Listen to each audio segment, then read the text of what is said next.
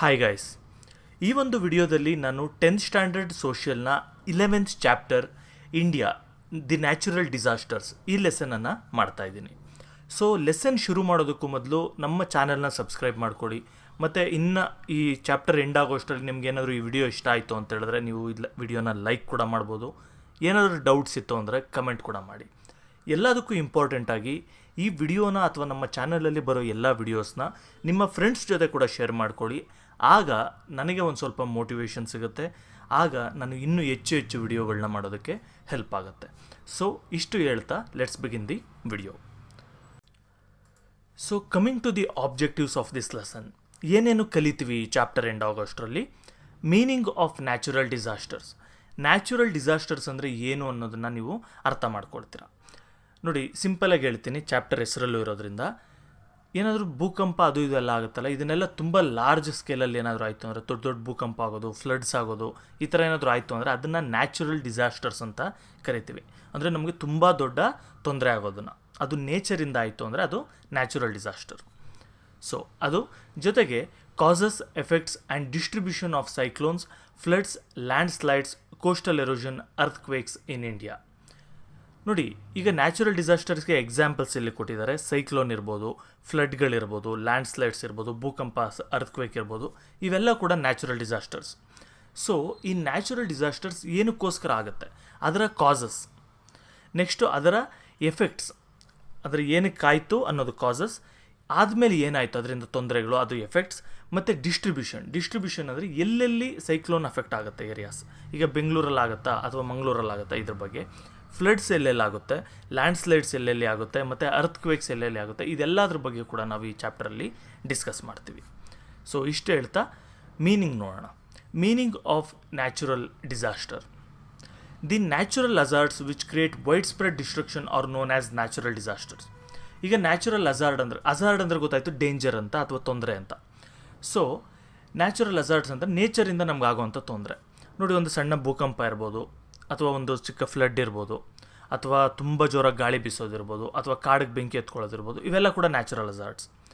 ಇದೇ natural hazard ತುಂಬ wide spread ಆದರೆ, ಅಂದರೆ ತುಂಬ ಡಿಸ್ಟ್ರಕ್ಷನ್ ಕ್ರಿಯೇಟ್ ಮಾಡಿದ್ರೆ, ಅಂದರೆ ಈಗ ಫಾರ್ ಎಕ್ಸಾಂಪಲ್ ರೀಸೆಂಟಾಗಿ ನೀವು ನೇಪಾಳಲ್ಲಿ ನೋಡಿರ್ಬೋದು, ಅಥವಾ ಇಂಡಿಯಾದಲ್ಲೂ ಸುನಾಮಿ ಆಗಿತ್ತು, ಒಂದು 15 ವರ್ಷದಿಂದ ಒಂದು ಸುನಾಮಿ ಆಗಿತ್ತು.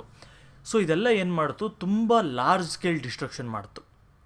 ಅಂದರೆ ಸುಮಾರು ಮನೆಗಳು ಬಿದ್ದೋಗೋದು, ಜನಗಳು ಸಾಯೋದು, ಇದೆಲ್ಲ ಕ್ರಿಯೇಟ್ ಆಯಿತು. ಸೊ ಅಂಥ ಇವೆಂಟ್ಸ್ ಏನಾದರೂ ಆಯಿತು ಅಂದರೆ ಅದನ್ನು ನಾವು ನ್ಯಾಚುರಲ್ ಡಿಸಾಸ್ಟರ್ಸ್ ಅಂತ ಕರಿತೀವಿ. Disasters may be natural or man made. ನೋಡಿ, ಈ ಡಿಸಾಸ್ಟರ್ಸ್ ಅಂತ ಹೇಳ್ತೀವಲ್ಲ, ಅಥವಾ ತೊಂದರೆ ದೊಡ್ಡ ಹ್ಯೂಜ್ ಸ್ಕೇಲ್ ಪ್ರಾಬ್ಲಮ್ಸ್ ಆಯಿತು ಅಂತೀವಲ್ಲ, ಇದು ನ್ಯಾಚುರಲ್ ಆಗೂ ಆಗಿರುತ್ತೆ, ಮ್ಯಾನ್ ಮೇಡ್ ಆಗೂ ಆಗಿರುತ್ತೆ. ಅಂದರೆ ಮ್ಯಾನ್ ಮೇಡ್ ಅಂದ್ರೇನು, ಮನುಷ್ಯನೇ ಕಾಡಿಗೆ ಹೋಗಿ ಬೆಂಕಿ ಹಚ್ಚೋದು, ಈ ಥರ ಕೂಡ ಆಗುತ್ತೆ. So natural disasters can be geological hazards such as earthquakes, volcanoes, tsunamis, land slides and avalanches. ನೋಡಿ, ನ್ಯಾಚುರಲ್ ಡಿಸಾಸ್ಟರ್ಸ್ ಅಂಡರ್ಗೆ ಯಾವ್ಯಾವ್ದು ಬರುತ್ತೆ? ಜಿಯೋಲಜಿಕಲ್ ಹಜಾರ್ಡ್ಸಲ್ಲಿ ಅರ್ಥ್ಕ್ವೇಕ್ಸ್ ಬರುತ್ತೆ, ಭೂಕಂಪಗಳು, ವಾಲ್ಕನಗಳು ಬರುತ್ತೆ, ಗೊತ್ತು ನಿಮಗೆ, ಅಂದರೆ ಬೆಂಕಿ ಥರ ಭೂಮಿಯಿಂದ ಬರುತ್ತಲ್ಲ ಅದು. ಸುನಾಮಿಗಳು ಬರುತ್ತೆ, ಲ್ಯಾಂಡ್ ಸ್ಲೈಡ್ ಬರುತ್ತೆ. ಲ್ಯಾಂಡ್ ಸ್ಲೈಡ್ ಅಂದರೆ ನಿಮಗೆ ಗೊತ್ತಿರ್ಬೋದು, ಭೂಮಿ ಹಂಗೆ ಕುಸಿಯೋದಂಥದ್ದು. ನಾನು ಆದರೆ ಒಂದು ಸ್ವಲ್ಪ ವಿಡಿಯೋಸ್ ಕೂಡ ಹಾಕಿರ್ತೀನಿ, ಆದರೆ ಯೂಟ್ಯೂಬರು ಅದನ್ನು ಕಟ್ ಮಾಡಿ ಹಾಕ್ಬಿಡ್ತಾರೆ, ಆದರೆ ಹೇಳೋಕ್ಕಾಗಲ್ಲ. ಸೊ ಆದಷ್ಟು ನಾನು ಟ್ರೈ ಮಾಡಿ ವಿಡಿಯೋಸ್ ಕೂಡ ಹಾಕೋದಕ್ಕೆ ತೋರಿಸ್ತೀನಿ ನಿಮಗೆ ಲ್ಯಾಂಡ್ ಸ್ಲೈಡ್ ಬಗ್ಗೆ, ಅವಲಾಂಚಸ್ ಬಗ್ಗೆ. ಸೊ ಲ್ಯಾಂಡ್ ಸ್ಲೈಡ್ ಅಂದರೆ ಭೂಮಿ ಕುಸಿಯೋದು ಅಂತ ಅರ್ಥ. ಅವಲಾಂಚಸ್ ಅಂತ ಹೇಳಿದ್ರೆ ದೊಡ್ಡ ದೊಡ್ಡ ಬೆಟ್ಟ ಇರುತ್ತೆ, ಬೆಟ್ಟದ ಮೇಲಿಂದ ಕಲ್ಲುಗಳೆಲ್ಲ ಗುಡ್ಕೊಂಬಂದ್ಬಿಡುತ್ತೆ, ಮಣ್ಣು ಲೂಸ್ ಆಗಿಬಿಟ್ಟು. ಸೊ ಇದನ್ನು ಅವಲಾಂಚಸ್ ಅಂತೀವಿ. ಲ್ಯಾಂಡ್ ಸ್ಲೈಡ್ ಥರನೇ ಲಾರ್ಜ್ ಸ್ಕೇಲಲ್ಲಿ ಆಗುತ್ತದು. The weather associated natural disasters are cyclones, drought, floods and epidemics. ಇದೆಲ್ಲ ಕೂಡ ಜಿಯೋಲಜಿಕಲ್ ಹಜಾರ್ಡ್ಸ್ ಆದರೆ, ಅಂದರೆ ಭೂಮಿಯಿಂದ ಆಗೋವಂಥ ಪ್ರಾಬ್ಲಮ್ಸ್ ಆದರೆ, ಅರ್ಥ್ಕ್ವೇಕ್ ಇರ್ಬೋದು, ಲ್ಯಾಂಡ್ ಸ್ಲೈಡ್, ಇವೆಲ್ಲ. ವೆದರಿಂದ ಆಗುವಂಥ ನ್ಯಾಚುರಲ್ ಡಿಸಾಸ್ಟರ್ಸ್ ಕೂಡ ಕೆಲವಿರುತ್ತೆ. ಸೈಕ್ಲೋನ್ ಇರ್ಬೋದು, ಡ್ರಾಟ್ ಇರ್ಬೋದು, ಅಂದರೆ ಮಳೆನೇ ಬೀಳದೇ ಇರೋವಂಥದ್ದು ಡ್ರಾಟ್ ಅಂದರೆ. ಫ್ಲಡ್ಸ್ ಇರ್ಬೋದು, ಅಂದರೆ ತುಂಬ ಹೆಚ್ಚು ಮಳೆ ಬಿದ್ದು ಊರುಗಳೆಲ್ಲ ಮುಳುಗೋವಂಥದ್ದು, ಆ ಥರ ಇರ್ಬೋದು. ಜೊತೆಗೆ ಎಪಿಡೆಮಿಕ್ಸ್ ಅಂದರೆ ಈ ಕಾಯಿಲೆ ತುಂಬ ಸ್ಪ್ರೆಡ್ ಆಗುವಂಥದ್ದು. ಇವಾಗೆಲ್ಲ ಆಲ್ಮೋಸ್ಟ್ ಆಲ್ ಸ್ಪ್ರೆಡ್ ಆಗಲ್ಲ, ಆದರೆ ನಾವು ಈ ಕೊರೋನಾ ಕೂಡ ನೋಡಿರ್ಬೋದು, ಇದು ಕೂಡ ಎಪಿಡೆಮಿಕ್ ಆಗಿ ಅದರಿಂದ ಪ್ಯಾಂಡಮಿಕ್ ಆಗು ಚೇಂಜ್ ಆಗಿದೆ. ಎಪಿಡೆಮಿಕ್ ಅಂದರೆ ಒಂದು ದೇಶ 2 ದೇಶಗಳಲ್ಲಿ ಸ್ಪ್ರೆಡ್ ಆಗುವಂಥದ್ದು. ಪ್ಯಾಂಡಮಿಕ್ ಅಂದರೆ ಇಡೀ ಪ್ರಪಂಚದಲ್ಲಿ ಅರ್ಧಕ್ಕಿಂತ ಹೆಚ್ಚು ದೇಶಗಳಿಗೆ ಸ್ಪ್ರೆಡ್ ಆಗೋದು. ಸೊ ಅದು ಪ್ಯಾಂಡಮಿಕ್, ಇದು ಎಪಿಡೆಮಿಕ್. ಸೊ ಕೆಲವು ಒಂದು ನ್ಯಾಚುರಲ್ ಡಿಸಾಸ್ಟರ್ಸ್ ಅಂದರೆ ಅದು ಎಪಿಡೆಮಿಕ್ಕು ಮತ್ತು ಪ್ಯಾಂಡಮಿಕ್ಸ್ನು ಕೂಡ ನಾವು ತೊಗೊಳ್ತೀವಿ. ಕರೋನಾನ ನಾವು ನ್ಯಾಚುರಲ್ ಡಿಸಾಸ್ಟರ್ ಅಂತ ಕರೆಯಲ್ಲ, ಯಾಕಂದರೆ ಅದು ಇನ್ನೂ ಪ್ರೂವ್ ಆಗಿಲ್ಲ ನಮಗೆ ಅದು ಮ್ಯಾನ್ ಮೇಡಾ ಅಥವಾ ನ್ಯಾಚುರಲ್ ಡಿಸಾಸ್ಟರ್ ಅಂತ. ಸೊ ಚೈನಾದವರೇ ಕ್ರಿಯೇಟ್ ಮಾಡಿದ್ದಾರೆ ಅನ್ನೋದು ಸುಮಾರು ಡೌಟ್ಸ್ ಇರೋದ್ರಿಂದ ಅದನ್ನಿನ್ನೂ ಕೂಡ ನ್ಯಾಚುರಲ್ ಡಿಸಾಸ್ಟರ್ ನಾವು ಕನ್ಸಿಡರ್ ಮಾಡ್ತಿಲ್ಲ. So most natural disasters are infrequent and unpredictable. ನೋಡಿ, ನ್ಯಾಚುರಲ್ ಡಿಸಾಸ್ಟರ್ಸ್ ಎಲ್ಲ ಏನಿದೆ ಇದು ಇನ್ಫ್ರೀಕ್ವೆಂಟ್ ಆಗಿದೆ, ಅಂದರೆ ಇನ್ನು ಯಾವಾಗೂ ಏನು ಬರ್ತಾ ಇರಲ್ಲ, ಇದು ಯಾವಾಗೋ ಒಂದು ಸರಿ ಬೈ ಚಾನ್ಸ್ ಆಗುವಂಥದ್ದು. ಮತ್ತು ಅನ್ಪ್ರಿಡಿಕ್ಟಬಲ್, ಯಾರೂ ಕೂಡ ಊಹೆ ಮಾಡ್ಕೊಳಕ್ಕಾಗಲ್ಲ. ಈಗ ಭೂಕಂಪ ಬರುತ್ತೆ, ಈಗ ಸುನಾಮಿ ಬರುತ್ತೆ, ಈಗ ಮಳೆ ಬರುತ್ತೆ, ಇದನ್ನು ಯಾರೂ ಕೂಡ ಪ್ರಿಡಿಕ್ಟ್ ಮಾಡೋದಕ್ಕೆ ಆಗೋದಿಲ್ಲ. However A better knowledge about them could reduce the extent of damage.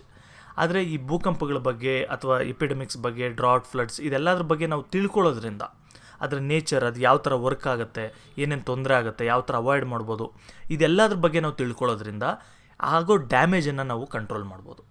ಅಂದರೆ ಜನ ಸಾಯೋದನ್ನು ಕಂಟ್ರೋಲ್ ಮಾಡ್ಬೋದು, ಬಿಲ್ಡಿಂಗ್ಗಳು ಬೀಳದೇ ಇರೋ ಥರ ಕಂಟಿನ್ಯೂ ನೋಡ್ಕೊಬೋದು, ಅಥವಾ ಇನ್ನೂ ಏನೇನು ತೊಂದರೆಗಳಾಗುತ್ತೆ ಅವೆಲ್ಲದನ್ನು ಕೂಡ ನಾವು ಅವಾಯ್ಡ್ ಮಾಡ್ಬೋದು. India is a vast country and has been facing various natural disasters. ನೋಡಿರಿ, ಇಂಡಿಯಾ ತುಂಬ ದೊಡ್ಡ ದೇಶ. ಓಕೆ, ನಮ್ಮಲ್ಲಿ ತುಂಬ ಜಿಯೋಗ್ರಫಿಕಲ್ ಫೀಚರ್ಸ್ ಇದೆ. ಇದರಿಂದ ನಮಗೆ ಬೇರೆ ಬೇರೆ ಥರ ನ್ಯಾಚುರಲ್ ಡಿಸಾಸ್ಟರ್ಸ್ ಅವಾಗವಾಗ ಬರ್ತಾನೆ ಇರುತ್ತೆ. ನಾವು ಆಲ್ಮೋಸ್ಟ್ ಅಲ್ಲಿ ಮೇಲೆ ಹೇಳಿದಂಥ ಎಲ್ಲದನ್ನು ಕೂಡ ನಾವು ನೋಡಿದ್ದೀವಿ, ಎಕ್ಸೆಪ್ಟ್ ವಾಲ್ಕೋನೋ ಅಂದ್ಕೊಳ್ತೀನಿ. Example cyclones, floods, land slides, coastal erosion, earthquake, ಇವಿಷ್ಟು ಕೂಡ ಇಂಡಿಯಾದಲ್ಲಿ ಯಾವಾಗೂ ನಡೀತಾ ಇರೋವಂಥದ್ದು.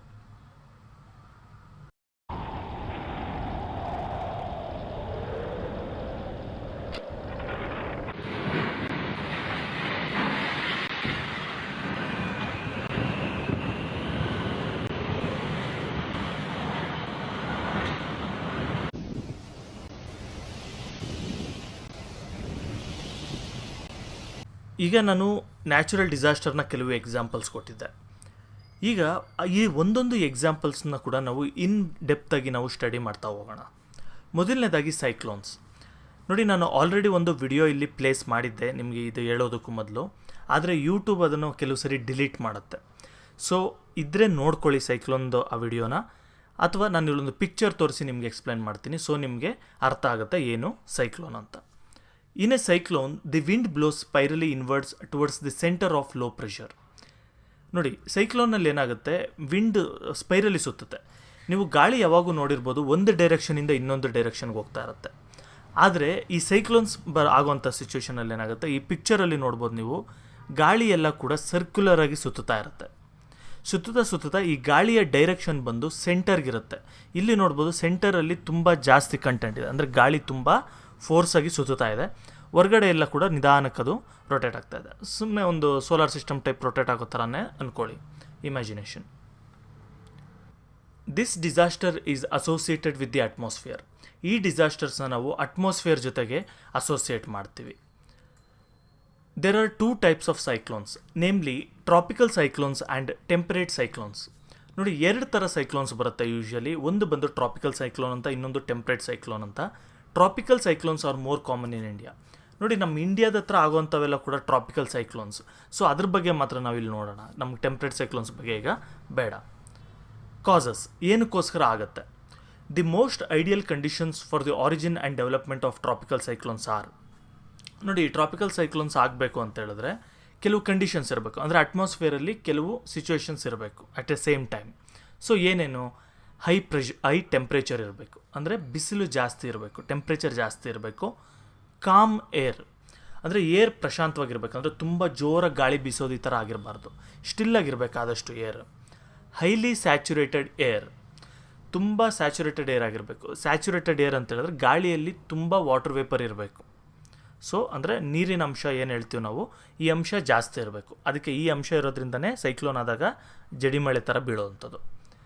These conditions result in the development of low pressure center depression. ನೋಡಿ, ಈ ಕಂಡೀಷನ್ಸ್ ಎಲ್ಲ ಇದ್ದಾಗ, ಹೈ ಟೆಂಪ್ರೇಚರ್ ಇದ್ದು, ಕಾಮ್ ಏರ್ ಇದ್ದು, ಮತ್ತು ಹೈಲಿ ಸ್ಯಾಚುರೇಟೆಡ್ ಏರ್ ಕೂಡ ಇದ್ದಾಗ, 3 ಇದ್ದರೆ ಏನಾಗುತ್ತೆ, ಆಗ ಒಂದು ಪಾಯಿಂಟಲ್ಲಿ ಲೋ ಪ್ರೆಷರ್ ಕ್ರಿಯೇಟ್ ಆಗುತ್ತೆ. ಇದನ್ನೇ ಡಿಪ್ರೆಷನ್ ಅಂತ ಕೂಡ ಕರಿತೀವಿ. Relative high pressure prevails around the low pressure. ನೋಡಿ, ಇಲ್ಲಿ ನೀವೇನು ನೋಡ್ಬೋದು, ಈ ಸೆಂಟ್ರಲ್ಲಿ ಹೈ ಪ್ರೆಷರ್ ಇರುತ್ತೆ, ಅದ್ರ ಸುತ್ತೂ ಕೂಡ ರಿಲೇಟಿವ್ಲಿ ಲೋ ಪ್ರೆಷರ್ ಇರುತ್ತೆ. ಅಂದರೆ ಒಳಗಡೆ ಇರೋದಕ್ಕಿಂತ ಪ್ರೆಷರ್ ಕಮ್ಮಿ ಇರುತ್ತೆ ಹೊರಗಡೆ ಅಂತ. So the winds blow spirally inwards to the centre of low pressure causing the cyclones. ಇದರಿಂದ ಏನಾಯಿತು, ಈ ಗಾಳಿ ಎಲ್ಲ ಕೂಡ ಸೆಂಟ್ರಿಗೆ ಬೀಸ್ತಾ ಇರುತ್ತೆ, ಅಂದರೆ ಸೆಂಟ್ರ್ ಕಡೆ ಮೂವ್ ಆಗ್ತಾ ಇರುತ್ತೆ. ಸೊ ಇದರಿಂದ ಏನಾಯಿತು, ಅಲ್ಲಿ ಒಂದು ಲೋ ಪ್ರೆಷರ್ ಕಡೆ ಬೀಸೋದ್ರಿಂದ ಸೈಕ್ಲೋನ್ ಟೈಪಲ್ಲಿ ಕ್ರಿಯೇಟ್ ಆಗುತ್ತೆ, ಅಂದರೆ ಫುಲ್ಲು ಒಂದು ರೊಟೇಷನ್ ಟೈಪಲ್ಲಿ ಕ್ರಿಯೇಟ್ ಆಗುತ್ತೆ. Such conditions are found in tropical zone especially over the seize. ನೋಡಿರಿ, ಇಂಥ ಕಂಡೀಷನ್ಸ್ ನಾವೆಲ್ಲಿ ನೋಡ್ಬೋದು ಜಾಸ್ತಿ, ಈ ಒಂದು ಟ್ರಾಪಿಕಲ್ ಝೋನ್ಸಲ್ಲಿ ನಾವು ನೋಡ್ಬೋದು. ಅಂದರೆ ನಿಮಗೆ ಟ್ರಾಪಿಕ್ ಆಫ್ ಕ್ಯಾನ್ಸರ್ ಅಂತ ಒಂದು ಸೆಂಟ್ರಲ್ ಬರುತ್ತೆ, ನಾರ್ತ್ ಪೋಲ್ಗೂ ಈಕ್ವೇಟರ್ಗೂ ಮಧ್ಯದಲ್ಲಿ. ಸೊ ಇಂಥ ರೀಜನಲ್ಲಿ ನಾವು ಜಾಸ್ತಿ ನೋಡ್ಬೋದು. ಮತ್ತು ಎಲ್ಲಿ ಸಮುದ್ರಗಳಿರುತ್ತೆ ಅಂಥ ಕಡೆ ಕೂಡ ನಾವು ಜಾಸ್ತಿ ನೋಡ್ಬೋದು. ಅಂದರೆ ಈಗ ಬೇ ಆಫ್ ಬೆಂಗಾಲ್ ಇರ್ಬೋದು, ಅರೇಬಿಯನ್ ಸಿ ಇರ್ಬೋದು, ಇಂಥ ಜಾಗದಲ್ಲಿ ನೋಡ್ತೀವಿ. ಇಂಡಿಯನ್ ಓಷನಲ್ಲಿ ನೋಡೋಲ್ಲ ನಾವು. Okay, bay of Bengal, Arabian C ಇಂಥದ್ರಲ್ಲಿ ನೋಡ್ತೀವಿ. ಇಂಡಿಯನ್ ಓಷನ್ ಅಂದರೆ ನಮ್ಮಲ್ಲಿ ನೋಡಲ್ಲ, ಆದರೆ ಬೇರೆ ಕಡೆ ಅದು ಬರುತ್ತೆ, ಅದು separate. Effects. Tropical cyclones are very destructive to causes loss of life and property, damage to buildings, transports and communication system, disrupts power supply, destroys crop, vegetation, animals, etc. ನೋಡಿ, ಈಗ ನಮಗೆ ಸೈಕ್ಲೋನ್ ಅಂದರೆ ಏನು ಅಂತ ಅರ್ಥ ಆಯಿತು, ಕಾಸಸ್ ಅರ್ಥ ಆಯಿತು, ಏನಕ್ಕೋಸ್ಕರ ಸೈಕ್ಲೋನ್ ಬರುತ್ತೆ ಮತ್ತು ಯಾವ ಥರ ಇದು ಕ್ರಿಯೇಟ್ ಆಗುತ್ತೆ ಸೈಕ್ಲೋನ್ ಅನ್ನೋದು ನಮ್ಗೆ ಅರ್ಥ ಆಗಿದೆ. ಸ್ವಲ್ಪ ಮಾತ್ರ ಅರ್ಥ ಆಗಿದೆ, ಯಾಕಂದರೆ ಇದು ಸೈನ್ಸ್ ಅಲ್ಲ. ಸೈನ್ಸಲ್ಲಿ ಹೋದರೆ ನಿಮಗೆ ಕಂಪ್ಲೀಟ್ಲಿ ಅರ್ಥ ಆಗುತ್ತೆ. ಇದು ಸೋಷಿಯಲ್ ಇರೋದ್ರಿಂದ ನಾವು ಮೇಲೆ ಟಾಪ್ ಲೇಯರ್ದು ಮಾತ್ರ ತಿಳ್ಕೊಳ್ತೀವಿ. ಸೊ ಇದಾಯಿತು, ಕಾಸಸ್ ಬಗ್ಗೆ ನಮ್ಗೆ ಗೊತ್ತಾಯಿತು. ಈಗ ಎಫೆಕ್ಟ್ಸ್ ನೋಡೋಣ, ಅಂದರೆ ಏನೇನು ತೊಂದರೆ ಆಗುತ್ತೆ ಸೈಕ್ಲೋನ್ ಬರೋದ್ರಿಂದ.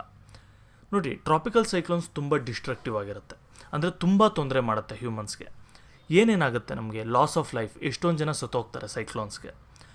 ಪ್ರಾಪರ್ಟಿ ಡ್ಯಾಮೇಜ್ ಆಗುತ್ತೆ, ಅಂದರೆ ಯಾವ್ದಾದ್ರು ಕಾರ್ ಇತ್ತು ಅಂತ ಹೇಳಿದ್ರೆ ಅದ್ರ ಮೇಲೆ ಕಲ್ಲುಗಳು ಬೀಳೋವಂಥದ್ದು, ಮರಗಳು ಬೀಳೋವಂಥದ್ದು ಇರ್ಬೋದು, ಈ ಥರ ಎಲ್ಲ ಆಗುತ್ತೆ. ಡ್ಯಾಮೇಜ್ ಟು ಬಿಲ್ಡಿಂಗ್ ಗ್ಲಾಸ್ಗಳೆಲ್ಲ ಒಡೆದೋಗುವಂಥದ್ದು, ಶೀಟ್ಗಳೆಲ್ಲ ಇತ್ತು ಅಂದರೆ ಆರೋಗುವಂಥದ್ದು, ಈ ಥರ ಎಲ್ಲ problems. Transport and communication system ಹಾಳಾಗುತ್ತೆ, ರೋಡ್ಗಳು ಹಾಳಾಗೋಗುತ್ತೆ.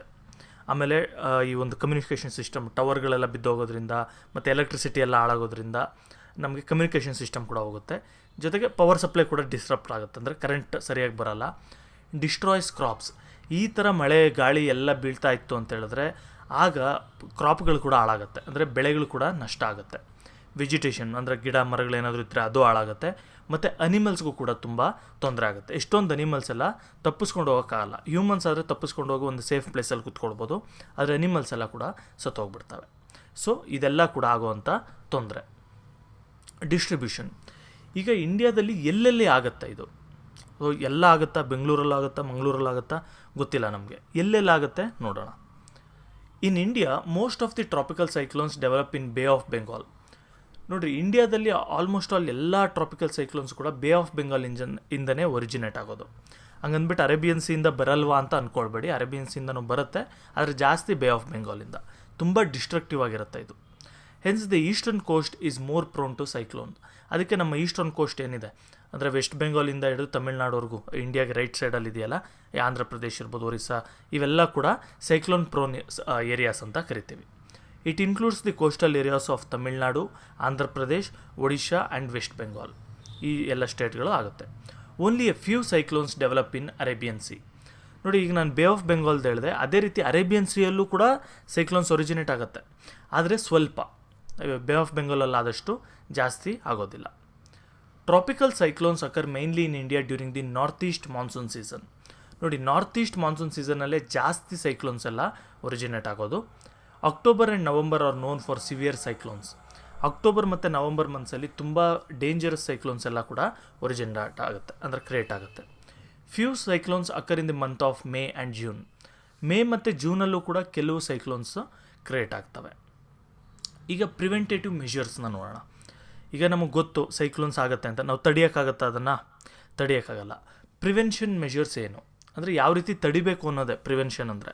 ಆದರೆ ಇಲ್ಲಿ ನಾವು ಸೈಕ್ಲೋನ್ಸ್ನ ತಡಿತಾ ಇಲ್ಲ, ಸೈಕ್ಲೋನಿಂದ ಆಗುವಂಥ ತೊಂದರೆಗಳನ್ನ ತಡಿತಾ ಇದ್ದೀವಿ. ಸೈಕ್ಲೋನ್ನ ಹೋಗ್ಬಿಟ್ಟು ಅಲ್ಲಿ ಹೈ ಪ್ರೆಷರ್ ಕ್ರಿಯೇಟ್ ಆಗದೇ ಇರೋ ಥರ, ಲೋ ಪ್ರೆಷರ್ ಕ್ರಿಯೇಟ್ ಆಗದೇ ಇರೋ ಥರ ಮಾಡೋದು, ಅಥವಾ ಗಾಳಿಯಲ್ಲಿರೋಂಥ ಒಂದು ಮಾಯಿಶ್ಚರ್ನ ಕಮ್ಮಿ ಮಾಡೋದು, ಇವೆಲ್ಲ ನಾವು ಮಾಡೋಕ್ಕಾಗಲ್ಲ.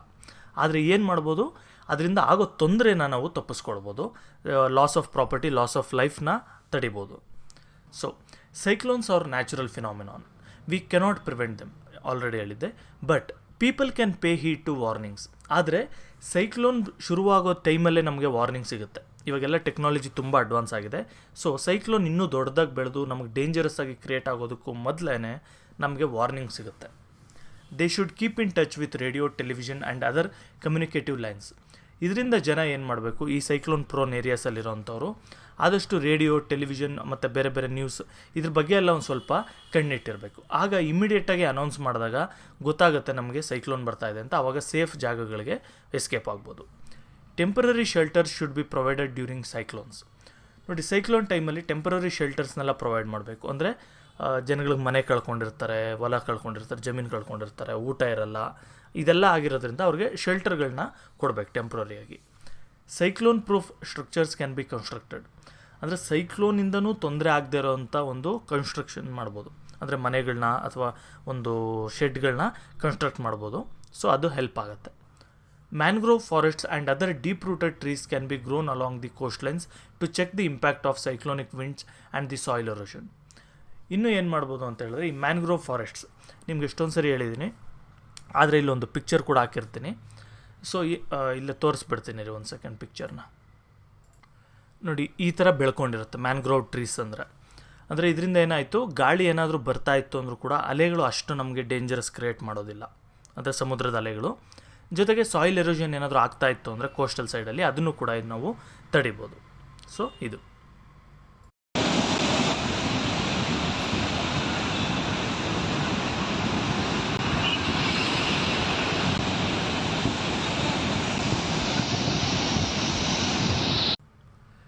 Floods refer to the inundation of land by river water. Flood ಅಂದರೆ ಏನು, ಈ ರಿವರ್ ವಾಟರೆಲ್ಲ ಲ್ಯಾಂಡಿಗೆ ನುಗ್ಗೋದನ್ನು ನಾವು ಫ್ಲಡ್ ಅಂತ ಕರಿತೀವಿ. It is recurring disaster in India. ನೋಡಿರಿ, ಇಂಡಿಯಾದಲ್ಲಿ ಫ್ಲಡ್ಸ್ ಅವಾಗವಾಗ ಆಗ್ತಾನೆ ಇರುತ್ತೆ. ಅವಾಗವಾಗೇನು ಪ್ರತಿ ವರ್ಷ ಕೂಡ ಫ್ಲಡ್ಸ್ ಕಂಟಿನ್ಯೂಸ್ ಆಗಿ ಬರ್ತಾ ಇರುತ್ತೆ. ಒಂದು ಸರಿ ಒಂದು ಸ್ಟೇಟಲ್ಲಿ ಬಂದರೆ ಇನ್ನೊಂದು ಸರಿ ಇನ್ನೊಂದು ಸ್ಟೇಟಲ್ಲಿ ಬರ್ತಾ ಇರೋವಂಥದ್ದು. One part of the country ಒಂದು ಇಲ್ಲಾಂದರೆ ಇನ್ನೊಂದು ಆಲ್ಮೋಸ್ಟ್ ಆಲ್ ಪ್ರತಿ ವರ್ಷ ಕೂಡ ನಾವು ನೋಡೋವಂಥದ್ದು. ಈಗ ಫ್ಲಡ್ಸ್ಗೆ ಕಾಸಸ್ ಏನು? Floods are caused by both natural and man made factors. ಈಗ ಈ ಫ್ಲಡ್ಸ್ ಆಗೋದಕ್ಕೆ ಬರೀ ನೇಚರ್ನ ಮಾತ್ರ ನಾವು ಹೊಣೆ ಮಾಡೋಕ್ಕಾಗಲ್ಲ. ಈಗ ನಮ್ಗೆ ಸೈಕ್ಲೋನ್ ಅಂತ ಹೇಳಿದ್ರೆ ನಮ್ಗೆ ಗೊತ್ತಾಯಿತು ನೇಚರಲ್ಲಿ ಆಗೋದು, ಅದನ್ನು ನಾವೇನು ನಮ್ಮ ಕಾಂಟ್ರಿಬ್ಯೂಷನ್ ಅದಕ್ಕೆ ಏನೂ ಇಲ್ಲ ಅಂತ. ಸೊ ಇಲ್ಲಿ ಫ್ಲಡ್ಸ್ ಆ ಥರ ಅಲ್ಲ, ಇದಕ್ಕೆ ನ್ಯಾಚುರಲ್ ಕಾರಣಗಳು ಇದೆ, ಇಲ್ಲ ಅಂತಲ್ಲ, ಆದರೆ ಮ್ಯಾನ್ ಮೇಡ್ ಫ್ಯಾಕ್ಟರ್ಸ್ ಕೂಡ ಮ್ಯಾನ್ ಮೇಡ್ ಕಾರಣಗಳು ಕೂಡ ಇದೆ. The natural factors include heavy rainfall, melting of snow, tropical cyclones, cloud burst, blockage of free flow of river water and ಸಿಲ್ಟಿಂಗ್ river beds etcetera. Natural ಯಾವ್ಯಾವುದು ನ್ಯಾಚುರಲ್ ಅಂದರೆ events ಇದಕ್ಕೆ lead ಮಾಡೋವಂಥದ್ದು, ತುಂಬ ಜಾಸ್ತಿ ಮಳೆ ಆಗೋವಂಥದ್ದು, heavy rainfall ಆಗೋವಂಥದ್ದು. Melting of snow, ಈಗ ನಾವೇನು ಹಿಮಾಲಯಸಲ್ಲಿ snow ಎಲ್ಲ ಇದೆ ಅಂತ, ಇದು ತುಂಬ ಮೆಲ್ಟ್ ಆಗೋದ್ರಿಂದ ಅಲ್ಲೂ ಕೂಡ ಜಾಸ್ತಿ ನೀರು ಬಂದುಬಿಟ್ಟು ಆಗ ಕೂಡ ಫ್ಲಡ್ಸ್ ಆಗುತ್ತೆ. ಟ್ರಾಪಿಕಲ್ ಸೈಕ್ಲೋನ್ಸ್ ಅಂದರೆ ಈ ಸೈಕ್ಲೋನ್ಸ್ ಬರೋದ್ರಿಂದ ಕೂಡ ಏನು ತುಂಬ ಮಳೆ ಆಗ್ತಾ ಇರುತ್ತೆ ನಿಮಗೆ ಗೊತ್ತು. ಸೊ ಅದರಿಂದ ಕೂಡ ಫ್ಲಡ್ಸ್ ಫಾರ್ಮ್ ಆಗೋವಂಥದ್ದು. ಕ್ಲೌಡ್ ಬರ್ಸ್ಟ್ ಅಂತಂತ ಹೇಳಿದ್ರೆ, ಈ ಮೋಡಗಳಿರುತ್ತಲ್ಲ, ಅದು ಒಂದೊಂದು ಸರಿ ಏನಾಗುತ್ತೆ, ಸಡನ್ನಾಗಿ ಬರ್ಸ್ಟ್ ಆಗಿಬಿಟ್ಟು ತುಂಬ ಜೋರಾಗಿ ಮಳೆ ಬರೋಕ್ಕೆ ಶುರು ಆಗ್ಬಿಡುತ್ತೆ ಸಡನ್ನಾಗಿ. ಸೊ ಇದನ್ನು ಕ್ಲೌಡ್ ಬರ್ಸ್ಟ್ಸ್ ಅಂತ ಕರಿತೀವಿ. Blockage of free flow of river water and ಸಿಲ್ಟಿಂಗ್ river bed ಅಂದರೆ ರಿವರ್ ವಾಟರ್ ಫ್ರೀ ಫ್ಲೋ ಆಗೋದನ್ನು ಏನಾದರೂ ತಡೆದ್ರೆ, ಈಗ ಫಾರ್ ಎಕ್ಸಾಂಪಲ್ ಏನಾದರೂ ಅಲ್ಲಿ ಸಿಲ್ಟಿಂಗ್ ಏನಾದರೂ ಆಗಿಬಿಡೋದು. ಅಂದರೆ ಈಗ ನಿಮಗೆಲ್ಲ ಗೊತ್ತು, ನದಿ ನೀರು ಬರ್ತಾ ಏನಾಗುತ್ತೆ, ಒಂದಷ್ಟು ಮಣ್ಣನ್ನು ಎತ್ಕೊಂಬರ್ತಾ ಇರುತ್ತೆ. ಸೊ ಈ ಮಣ್ಣನ್ನು ಎತ್ಕೊಂಬಂದೆಲ್ಲ ತಳದಲ್ಲಿ ಕೂರಿಸಿದಾಗ ಏನಾಗುತ್ತೆ, ನೀರು ಹೋಗೋಷ್ಟು ಜಾಗ ಇರೋಲ್ಲ, ತಳದಲ್ಲೆಲ್ಲ ಮಣ್ಣೆ ಕೂತ್ಕೊಳ್ಳುತ್ತೆ. ಸೊ ಏನಾಗುತ್ತೆ, ವಾಟರ್ ಬಂದಾಗ ಬೇರೆ ಜಾಗದಲ್ಲಿ ಸುತ್ತಮುತ್ತ ಇರೋ ಜಾಗಗಳಿಗೆ ನುಗ್ಗುತ್ತೆ. ಸೊ ಅದು ಒಂದು. The man made causes are, ಈಗ ಇಲ್ಲಿವರೆಗೂ ನ್ಯಾಚುರಲ್ ಕಾಸಸ್ ನೋಡಿದ್ವಿ, ನೇಚರ್ದು, ಇದನ್ನೇನು ನಾವು ಕಂಟ್ರೋಲ್ ಮಾಡೋಕ್ಕಾಗಲ್ಲ. ಆದರೆ ಮ್ಯಾನ್ ಮೇಡ್ ಕಾಸಸ್ ಕೂಡ ಇದೆ. ಏನೇನು? ಡಿಫಾರೆಸ್ಟೇಷನ್ ಅಂದರೆ ಮರಗಳನ್ನೆಲ್ಲ ಕಟ್ ಮಾಡೋವಂಥದ್ದು. ಏನು ಮರಗಳನ್ನ ಕಟ್ ಮಾಡೋದ್ರಿಂದ ಏನು ಪ್ರಾಬ್ಲಮ್ ನೋಡಿ, ಮರಗಳೇನು ಮಾಡುತ್ತೆ, ಸಾಯಿಲ್ ಲೂಸ್ ಆಗದೆ ಇರೋ ಥರ ಗಟ್ಟಿಯಾಗಿ ಹಿಡಿದಿಟ್ಕೊಳ್ಳುತ್ತೆ. ಸೊ ಇದರಿಂದ ಸಾಯಿಲ್ ಎರೋಡ್ ಆಗಲ್ಲ. ಈ ಎರೋಡ್ ಆಗಿರೋ ಸಾಯಿಲೆಲ್ಲ ತಳದಲ್ಲಿ ಕೂತ್ಕೊಳ್ಳಲ್ಲ. ಆಗ ತಳದಲ್ಲಿ ಜಾಗ ಇಲ್ಲದೆ ನೀರು ಫ್ಲಡ್ಸ್ ಆಗಿ, ಅಂದರೆ ಆ ನೀರೆಲ್ಲ ಕೂಡ ಊರುಗಳಿಗೆ ನುಗ್ಗಲ್ಲ. ಸೊ ಡಿಫಾರೆಸ್ಟೇಷನ್ ಕೂಡ ಕಾರಣ. ಈ ಡಿಫಾರೆಸ್ಟೇಷನ್ ಮಾಡಿಲ್ಲ ಅಂದರೆ ಸಿಲ್ಟಿಂಗೇ ಆಗೋದಿಲ್ಲ ಜಾಸ್ತಿ. ಅದು faulty irrigation and agricultural practices. ನಾವು ಕರೆಕ್ಟಾಗಿ ಇರಿಗೇಷನ್ ಮತ್ತು ಅಗ್ರಿಕಲ್ಚರಲ್ ಪ್ರಾಕ್ಟೀಸಸ್ ಮಾಡದೇ ಇರೋವಂಥದ್ದು, ಅಂದರೆ ಕೆನಾಲ್ಸ್ ಎಲ್ಲ ಸರಿಯಾಗಿ ತೋಡದೇ ಇರೋವಂಥದ್ದು, ಈ ಥರ. Breaching of barrages and rapid urbanisation. ಈ ಬ್ಯಾರೇಜಸ್ನ ಬ್ರೀಚ್ ಮಾಡೋವಂಥದ್ದು, ಅಂದರೆ ಈಗ ಏನಾದರೂ ತಡೆ ಹಾಕಿರ್ತಾರೆ, ಒಂದು ಗೋಡೆ ಟೈಪಲ್ಲಿ ಏನಾದ್ರು ಕಟ್ಟಿರ್ತಾರೆ, ಸೊ ಅದನ್ನು ಬ್ರೀಚ್ ಆಗುವಂಥದ್ದು, ಅಂದರೆ ಸರಿಯಾಗಿ ಕಟ್ಟದೇ ಇರೋವಂಥದ್ದು, ನಾವು ಅದು ಡ್ಯಾಮ್ ಹೊಡೆದೋಗುವಂಥದ್ದು, ಈ ಟೈಪ್ ಏನಾದರೂ ಆಗಿದ್ದರೆ. ಮತ್ತು ರ್ಯಾಪಿಡ್ ಅರ್ಬನೈಸೇಷನ್ ಅಂದರೆ ತುಂಬ ಅರ್ಬನೈಸೇಷನ್ ಆಗೋದ್ರಿಂದ ಏನಾಗುತ್ತೆ ನೋಡಿ, ಇವಾಗ ಬೆಂಗಳೂರು ಅಂತ ಒಂದು ಸಿಟಿ ತೊಗೊಳ್ಳಿ. ಇಲ್ಲಿ ಆಲ್ಮೋಸ್ಟ್ ಆಲ್ ಮಳೆ ನೀರು ಬಿದ್ದಿದ್ದೆಲ್ಲ ಕೂಡ ಮೋರಿಗೆ ಹೋಗಬೇಕು, ಮೋರಿಯಿಂದ ಹರ್ಕೊಂಡು ಹೋಗಬೇಕು. ಯಾವುದು ಕೂಡ ಭೂಮಿ ಒಳಗಡೆ ಹಿಂಗಲ್ಲ, ಯಾಕೆಂದರೆ ಎಲ್ಲ ಕೂಡ ಟಾರ್ ಇದೆ, ಎಲ್ಲ ಕಡೆ ಕಾಂಕ್ರೀಟ್ ಇದೆ. ಸೊ ಇದರಿಂದ ಏನಾಗುತ್ತೆ, ನೀರೆಲ್ಲ ಕೂಡ ಭೂಮಿ ಒಳಗೆ ಹೋಗಲ್ಲ, ಡೈರೆಕ್ಟಾಗಿ ನದಿ ಒಳಗೆ ಹೋಗುತ್ತೆ, ಎಲ್ಲಿ ಹಳ್ಳ ಇರುತ್ತೆ ಆ ಕಡೆ ಹರ್ಕೊಂಡು ಹೋಗುತ್ತೆ. ಸೊ ಇದರಿಂದ ಕೂಡ ಫ್ಲಡ್ಸ್ ಆಗೋದು. ಸೊ ಅಲ್ಲಿಗೆ ನಿಮ್ಗೆ ಗೊತ್ತಾಗಿರಬೇಕು ನ್ಯಾಚುರಲ್ ಕಾಸಸ್ ಅಂದರೆ ಯಾವ್ಯಾವುದು ಮತ್ತು ಮ್ಯಾನ್ ಮೇಡ್ ಕಾಸಸ್ ಯಾವ್ಯಾವುದು ಫ್ಲಡ್ಸ್ಗೆ. ಈಗ ಎಫೆಕ್ಟ್ಸ್ ನೋಡೋಣ. ಎಫೆಕ್ಟ್ಸ್ ಅಂದರೆ ಏನು, ಯಾವ ತೊಂದರೆಗಳಾಗತ್ತೆ ನಮಗೆ ಫ್ಲಡ್ಸಿಂದ. Floods causes loss of life and property. ಈಗ ಆದರೆ ನಾನೊಂದು ಟ್ರೈಲರ್ ವಿಡಿಯೋ ಟೈಪಲ್ಲಿ ಹಾಕಿರ್ತೀನಿ, ಸೊ ಅದರಲ್ಲಿ ನೀವು ಫ್ಲಡ್ಸ್ನ ನೋಡಿರ್ಬೋದು. ಯೂಟ್ಯೂಬ್ ಡಿಲೀಟ್ ಮಾಡಿಲ್ಲ ಅಂದರೆ ನೀವು ಜಸ್ಟ್ ಒಂದು ಯೂಟ್ಯೂಬಲ್ಲಿ ಸರ್ಚ್ ಮಾಡಿ ಫ್ಲಡ್ಸ್ ಅಂತ, ನಿಮ್ಗೆ ಗೊತ್ತಾಗುತ್ತೆ. ಸೊ ಫ್ಲಡ್ಸಿಂದ ಏನಾಗುತ್ತೆ, ಲಾಸ್ ಆಫ್ ಪ್ರಾಪರ್ಟಿ ಮತ್ತು ಲೈಫ್ ಆಗುತ್ತೆ. ಅಂದರೆ ಜನಗಳು ಸಾಯ್ತಾರೆ ಮತ್ತು ಪ್ರಾಣಿಗಳು ಸಾಯ್ತಾರೆ ಮತ್ತು ಪ್ರಾಪರ್ಟಿ ಕೂಡ ಡಿಸ್ಟ್ರಾಯ್ ಆಗುತ್ತೆ. ನೀವು ನೋಡಿರ್ಬೋದು ಎಲ್ಲ ಮನೆಗಳೆಲ್ಲ ಮುಳುಗೋಗಿ ಈ ಥರ ಎಲ್ಲ ಪ್ರಾಬ್ಲಮ್ ಆಗುತ್ತೆ. ಮನೆ ಮೇಲೆಲ್ಲ ಕೂತ್ಕೊಂಡಿರ್ತಾರೆ ಪಾಪ, ಎಷ್ಟೋ ದಿನ ಊಟ ಇರಲ್ಲ ಅವ್ರಿಗೆ, ಇದೆಲ್ಲ ಕೂಡ ಆಗುತ್ತೆ. Damage to crops, vegetation etcetera. ಅಂದರೆ ಏನೇನು ಬೆಳೆ ಬೆಳೆದಿರ್ತಾರೆ ಅದೆಲ್ಲ ಕೂಡ ಡಿಸ್ಟ್ರಾಯ್ ಆಗಿಬಿಡುತ್ತೆ ಹೊಲದಲ್ಲಿರೋದು. ಜೊತೆಗೆ ವೆಜಿಟೇಷನ್ ಅಂದರೂ ಕೂಡ ಗಿಡ ಮರಗಳಂತಾನೆ, ಆದರೆ ಹೊಲದಲ್ಲಿ ಬೆಳೆದಿರಲ್ಲ, ಸುತ್ತಮುತ್ತ ಬೆಳೆದಿರೋಂಥ ಮರಗಳಿರ್ಬೋದು, ಕಾಡಿರ್ಬೋದು, ಇದೆಲ್ಲ ಕೂಡ ಡಿಸ್ಟ್ರಾಯ್ ಆಗ್ತಾ ಇರುತ್ತೆ. Break down of communication and power system. ಇಲ್ಲೂ ಕೂಡ ಕಮ್ಯುನಿಕೇಷನ್ ಮತ್ತು ಪವರ್ ಸಿಸ್ಟಮ್ ಬ್ರೇಕ್ ಡೌನ್ ಆಗುತ್ತೆ. ಅಂದರೆ ಏನು, ಟವರ್ಗಳೆಲ್ಲ ಬಿದ್ದೋಗೋದ್ರಿಂದ, ರೋಡ್ಗಳೆಲ್ಲ ಹಾಳಾಗೋದ್ರಿಂದ ಯಾವುದೇ ರೀತಿ ಒಂದು ಕಮ್ಯುನಿಕೇಷನ್ ಇರೋದಿಲ್ಲ ಮತ್ತು ಎಲೆಕ್ಟ್ರಿಸಿಟಿ ಕೂಡ ಇರೋದಿಲ್ಲ. Dislocation of transport system. ಅಲ್ಲಿವರೆಗೂ ಏನು ಜನ ಟ್ರಾವೆಲ್ ಮಾಡೋದಕ್ಕೆ ಟ್ರಾನ್ಸ್ಪೋರ್ಟ್ ಸಿಸ್ಟಮ್ ಇತ್ತು, ಅದು ಕೂಡ ಡಿಸ್ಲೊಕೇಟ್ ಆಗುತ್ತೆ. ಅಂದರೆ ಕಂಪ್ಲೀಟ್ಲಿ ಟ್ರಾನ್ಸ್ಪೋರ್ಟ್ ಮಾಡೋದಕ್ಕೆ ಆಗಲ್ಲ ಅನ್ನೋ ಥರ ಕ್ರಿಯೇಟ್ ಆಗುತ್ತೆ. Soil erosion, disruption of essential services etcetera. Soil erosion ಕೂಡ ಆಗುತ್ತೆ. ಫ್ಲಡ್ಸ್ ಬರೋದ್ರಿಂದ ಮಣ್ಣೆಲ್ಲ ಕೂಡ ಕೊಚ್ಕೊಂಡು ಹೋಗ್ಬಿಡುತ್ತೆ. ನೀವು ಫ್ಲಡ್ಸ್ದು ಯಾವ್ದಾದ್ರು ವಿಡಿಯೋ ನೋಡಿದ್ರೆ ನಿಮ್ಗೆ ಗೊತ್ತಾಗುತ್ತೆ. ಪ್ಲೈನ್ ವಾಟರ್ ನಾವು ಏನು ಸ್ವಿಮ್ಮಿಂಗ್ ಪೂಲಲ್ಲಿ ನೋಡ್ತೀವಿ ಅಥವಾ ನಲ್ಲಿಯಲ್ಲಿ ನೋಡ್ತೀವಿ, ಈ ಥರ ನೀರು ಹೋಗಲ್ಲ. ಆಲ್ಮೋಸ್ಟ್ ಆಲ್ ನೀವು ನೋಡ್ಬೋದು ಬ್ರೌನ್ ಟೈಪಲ್ಲಿ ಚೇಂಜ್ ಆಗಿರುತ್ತೆ. ಅಂದರೆ ಏನು, ಮಣ್ಣು ಕೂಡ ಕೊಚ್ಕೊಂಡು ಹೋಗ್ತಾ ಇದೆ ಅಂತ. ಸೊ ಯೂಸಬಲ್ ಸಾಯಿಲ್ ಏನಿದೆ ನಮಗೆ, ಅದೆಲ್ಲ ಕೂಡ ಡಿಸ್ಟ್ರಾಯ್ ಆಗ್ತಾ ಇದೆ. Also disruption of essential services. ಈಗ ಆ್ಯಂಬುಲೆನ್ಸ್ ಇರ್ಬೋದು, ಫೈರ್ ಸರ್ವಿಸ್ ಇರ್ಬೋದು, ಈ ಥರ ಏನಾದರೂ ಎಮರ್ಜೆನ್ಸಿ ಸರ್ವಿಸಸ್ ಇದ್ದರೆ ಅದರಲ್ಲೂ ಕೂಡ ಡಿಸ್ರಪ್ಷನ್ ಕ್ರಿಯೇಟ್ ಆಗುತ್ತೆ. ಯಾರಿಗಾದ್ರೂ ಏನಾದರೂ ಎಮರ್ಜೆನ್ಸಿ ಇತ್ತು ಅಂದರೆ ಆಗ ಟ್ರಾನ್ಸ್ಪೋರ್ಟ್ ಮಾಡೋಕ್ಕೆ ಕೂಡ ಆಗದೆ ಇರೋ ಥರ.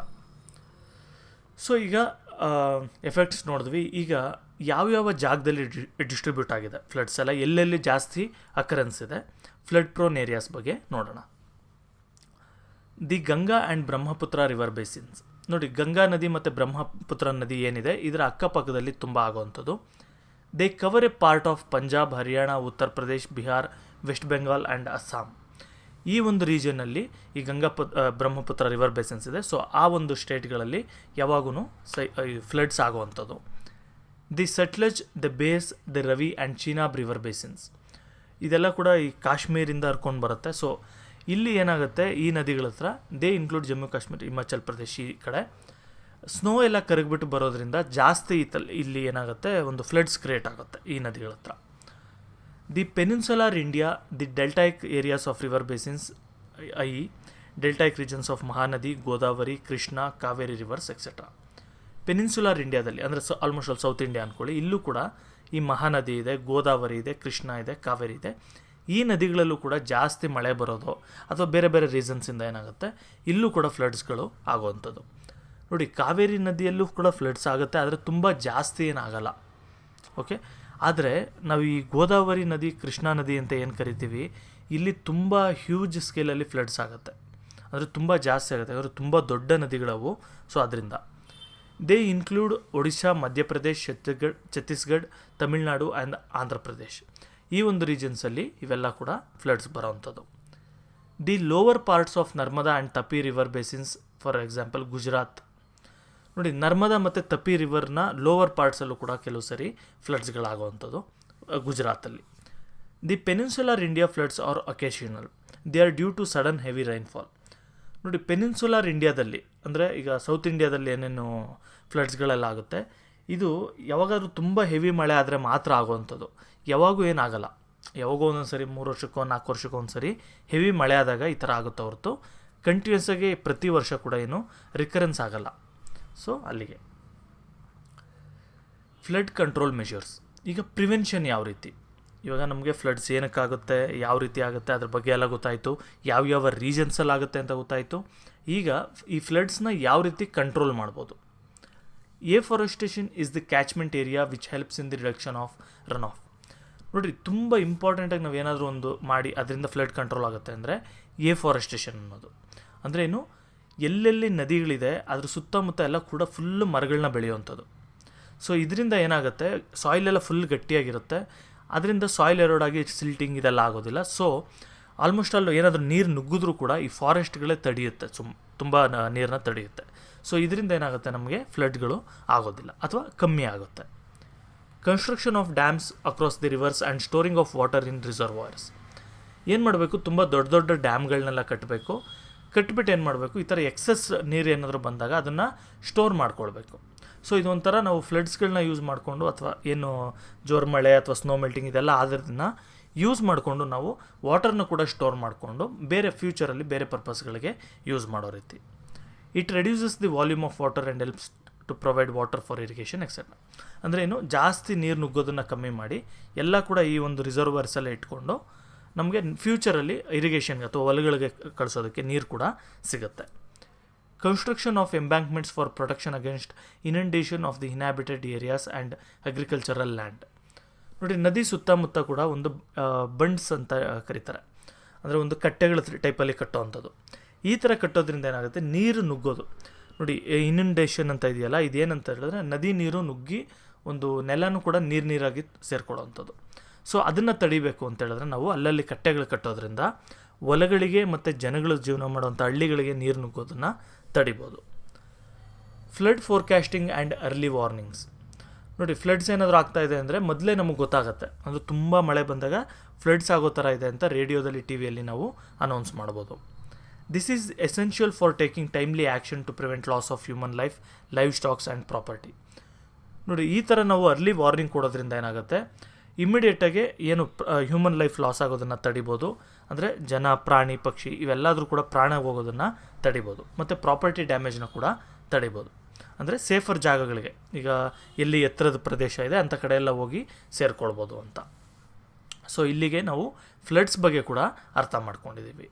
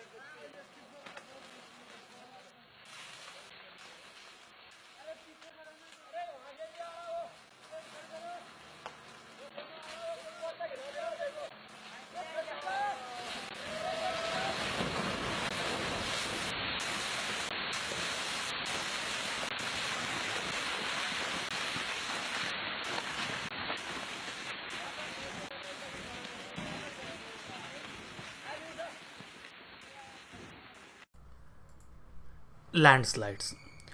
The sliding of landmass along steep slopes of hills or mountains is called landslides. ನೋಡಿ, ಲ್ಯಾಂಡ್ಸ್ಲೈಡ್ ಅಂದರೆ ಏನು, ಹೆಸರಲ್ಲಿದೆ, ಲ್ಯಾಂಡ್ ಸ್ಲೈಡ್ ಆಗೋದು ಅಂತ, ಜಾರೋದು ಅಂತ. ಸೊ ಈಗ ಯಾವುದಾದ್ರು ಒಂದು ಬೆಟ್ಟ, ಗುಡ್ಡ ಈ ಥರ ಇರುತ್ತಲ್ವ, ಅಲ್ಲಿ ಮಣ್ಣು ಲೂಸ್ ಆಗಿಬಿಟ್ಟು ಫುಲ್ಲು ಮೇಲೆಯಿಂದ ಜಾರ್ಕೊಂಡು ಬಂತು ಅಂದರೆ ಅದನ್ನು ನಾವು ಲ್ಯಾಂಡ್ ಸ್ಲೈಡ್ಸ್ ಅಂತ ಕರಿತೀವಿ. It involves downward sliding or falling of a mass of soil, rock and debris or combination of these under the force of gravity. ಅಂದರೆ ಏನು, ಗ್ರಾವಿಟಿ ಅಂದರೆ ಗೊತ್ತಲ್ವ ನಿಮಗೆ, ಮೇಲೆ ಬಿಟ್ಟಿದ್ದು ಯಾವುದೇ ವಸ್ತು ಆದರೂ ಕೆಳಗೆ ಬರಬೇಕು. ಸೊ ಈ ಥರ ಮಣ್ಣೇನಾದರೂ ಲೂಸ್ ಆಗಿಬಿಟ್ಟು ಅವಾಗ ಒಂದಷ್ಟು ಮಣ್ಣು ಅಥವಾ ಅಷ್ಟು ದೊಡ್ಡ ಕಲ್ಲುಗಳು ಇವೆಲ್ಲ ಸೇರಿಬಿಟ್ಟು ಫುಲ್ ಮೇಲೆಯಿಂದ ಜಾರಿ ಬೀಳೋದನ್ನು ನಾವು ಲ್ಯಾಂಡ್ಸ್ಲೈಡ್ ಅಂತ ಕರಿತೀವಿ. ಸೊ ಕಾಸಸ್ ಏನಿದು, ಏನಕ್ಕಾಗತ್ತೆ? Both natural and human induced forces cause landslides. ನೋಡಿ, ಲ್ಯಾಂಡ್ಸ್ಲೈಡ್ಗೆ ಮನುಷ್ಯರು ಅಂದರೆ ಮನುಷ್ಯ ಮಾಡುವಂಥ ಆ್ಯಕ್ಟಿವಿಟೀಸಿಂದನೂ ಲ್ಯಾಂಡ್ಸ್ಲೈಡ್ ಆಗುತ್ತೆ ಅಥವಾ ನೇಚರಲ್ಲೂ ಕೂಡ ಲ್ಯಾಂಡ್ಸ್ಲೈಡು ಆಗುವಂಥದ್ದು. ಈಗ ನ್ಯಾಚುರಲ್ ಫೋರ್ಸಸ್ ಏನು? Undercutting of the slope as in sea wave erosion of a sea cliff, earthquakes and heavy rainfall. ನೋಡಿ, ಏನಾಗುತ್ತೆ ಅಂದರೆ ಇವಾಗ ಯಾವುದಾದ್ರು ಒಂದು ಮಣ್ಣಿರೋಂಥ ಜಾಗದಲ್ಲಿ ಈಗ ಸಮುದ್ರದ ಅಲೆಗಳು ತುಂಬ ಹೊಡಿತಾ ಇರುತ್ತೆ. ಸೊ ಏನಾಗುತ್ತೆ, ತಳದಲ್ಲಿ ಮಾತ್ರ ಅದು ಒಂದು ಗುಹೆ ಟೈಪಲ್ಲಿ ಕಟ್ಟಾಗ್ತಾ ಇರುತ್ತೆ, ಮೇಲೆ ಇರೋ ಮಣ್ಣೆಲ್ಲ ಹಾಗೇ ಇರುತ್ತೆ. ಸೊ ಈ ಮಣ್ಣು ಏನಾಗುತ್ತೆ, ಅದಕ್ಕೆ ಸಪೋರ್ಟ್ ಇಲ್ಲದೆ ಇರೋದ್ರಿಂದ ಕೆಳಗಡೆಯಿಂದ ಏನಾಗುತ್ತೆ, ಮೇಲೆಯಿಂದ ಕುಸಿದು ಬೀಳುತ್ತೆ. ಸೊ ಈ ಟೈಪು ಕೂಡ ಆಗುತ್ತೆ. ಜೊತೆಗೆ ಅರ್ತ್ಕ್ವೇಕ್ಸ್, ಈಗ ಕೆಲವು ಕಡೆ ಎಲ್ಲ ಮಣ್ಣೆಲ್ಲ ಫುಲ್ ಲೂಸ್ ಇರುತ್ತೆ, ಈಗ ನಾವು ಒಂದು ಈ ಮಲೆನಾಡು ರೀಜನ್ ಆ ಥರ ಎಲ್ಲ ಹೋದ್ವಿ ಅಂದರೆ ವೆಸ್ಟರ್ನ್ ಘಾಟ್ಸಲ್ಲಿ ಮಣ್ಣೆಲ್ಲ ಕೆಲವು ಲೂಸ್ ಇರುತ್ತೆ. ಅಲ್ಲಿ ಏನಾದರೂ ಭೂಕಂಪ ಆಗೋದು ಅಥವಾ ತುಂಬ ಹೆವಿ ಮಳೆ ಆದರೂ ಕೂಡ ಲ್ಯಾಂಡ್ ಸ್ಲೈಡ್ಗಳಾಗಿರುತ್ತೆ. ನೀವು ಯಾವಾಗಾದರೂ ಧರ್ಮಸ್ಥಳ ಅಥವಾ ಒಂದು ಈ ಮಲೆನಾಡು ರೀಜನಲ್ಲಿ ನೀವೇನಾದರೂ ಟ್ರಾವೆಲ್ ಮಾಡ್ತಾ ಇದ್ರಿ ಅಂದರೆ ನೀವು ತುಂಬ ಅಬ್ಸರ್ವ್ ಮಾಡ್ಬೋದು. ಮಣ್ಣೆಲ್ಲ ತುಂಬ ಲೂಸ್ ಇರುತ್ತೆ. ಸುಮ್ಮನೆ ಜೋರಾಗಿ ಮಳೆ ಬಂತು ಅಂದರೆ ಮಣ್ಣು ಜಾರಿ ರೋಡ್ಗೆಲ್ಲ ಕೂಡ ಬಂದಿರುತ್ತೆ. ಸೊ ಇದೆಲ್ಲ ಕೂಡ ನ್ಯಾಚುರಲ್ ಫೋರ್ಸಸ್ ಅಂತ. ಸೊ ಹ್ಯೂಮನ್ ಫೋರ್ಸಸ್ ಕೂಡ ಇದೆ, ಅಂದರೆ ಹ್ಯೂಮನ್ ಕಾರಣಗಳು ಕೂಡ ಕೆಲವಿದೆ.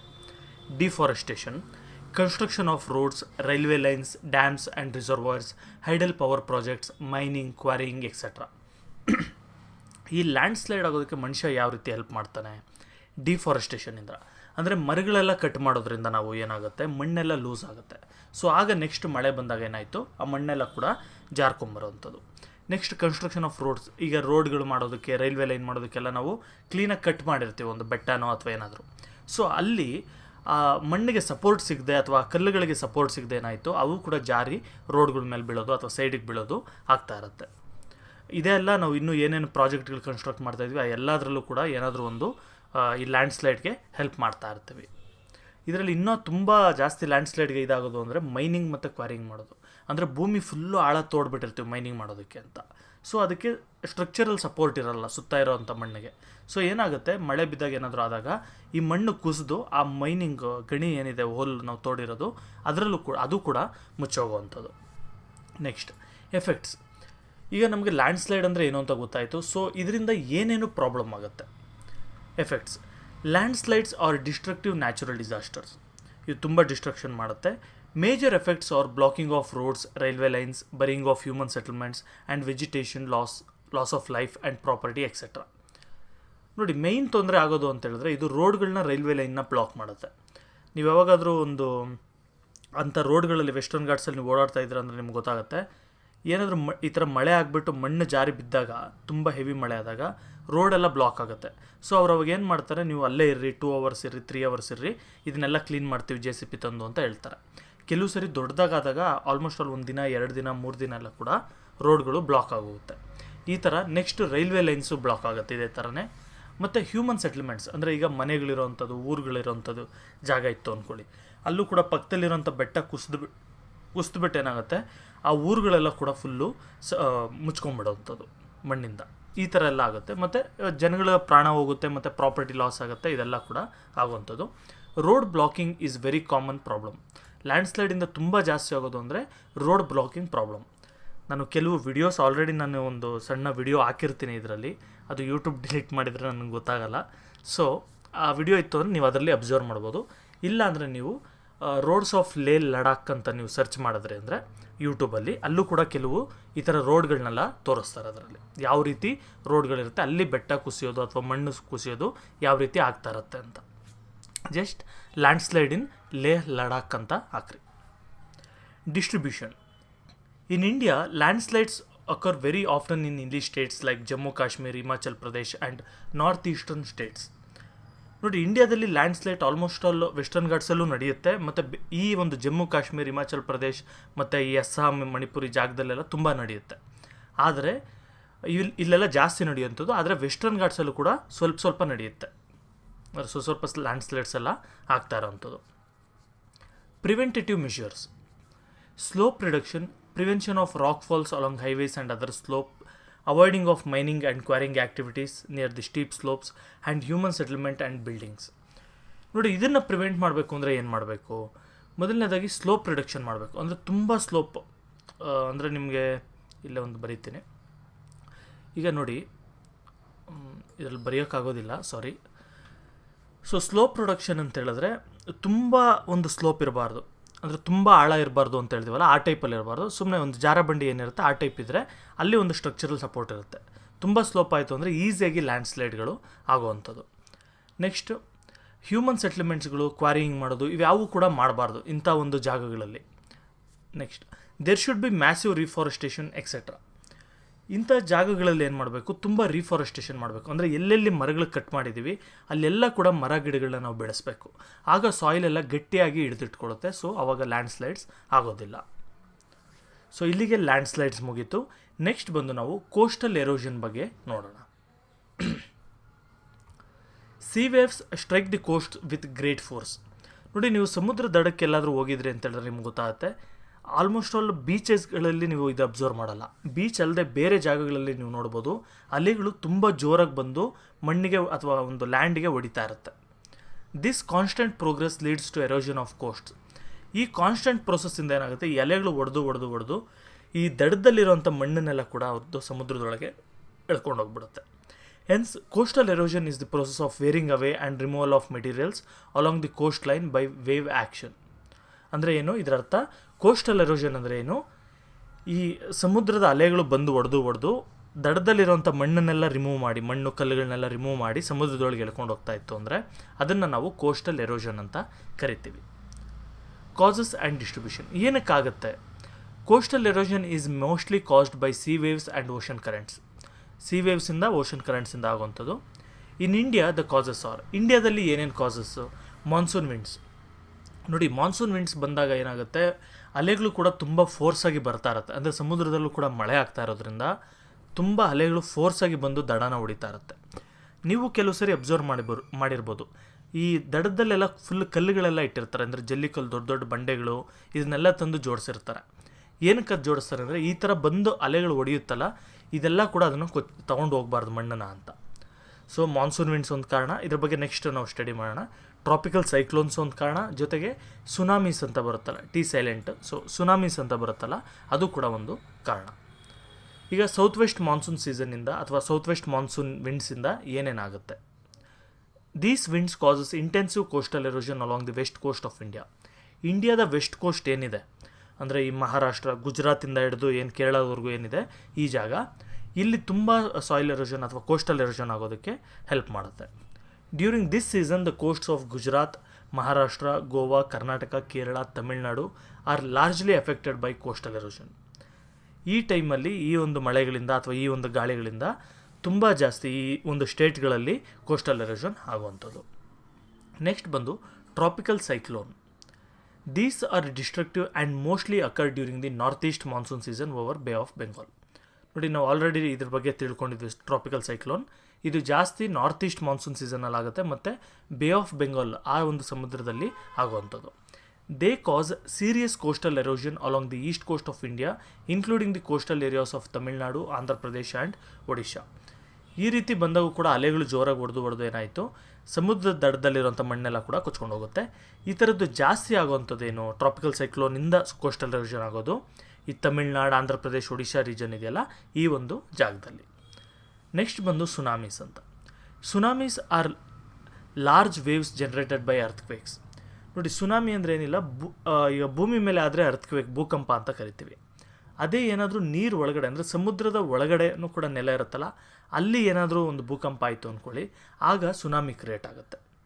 The coastal erosion occurs due to tsunamis in India. ನೋಡಿ, ಸುನಾಮೀಸಿಂದ ಏನೇನು ಕೋಸ್ಟಲ್ ಎರೋಷನ್ ಕೂಡ ಆಗುತ್ತೆ. ಯಾವ ಒಂದು ಜಾಗದಲ್ಲಿ ಆಗುವಂಥದ್ದು?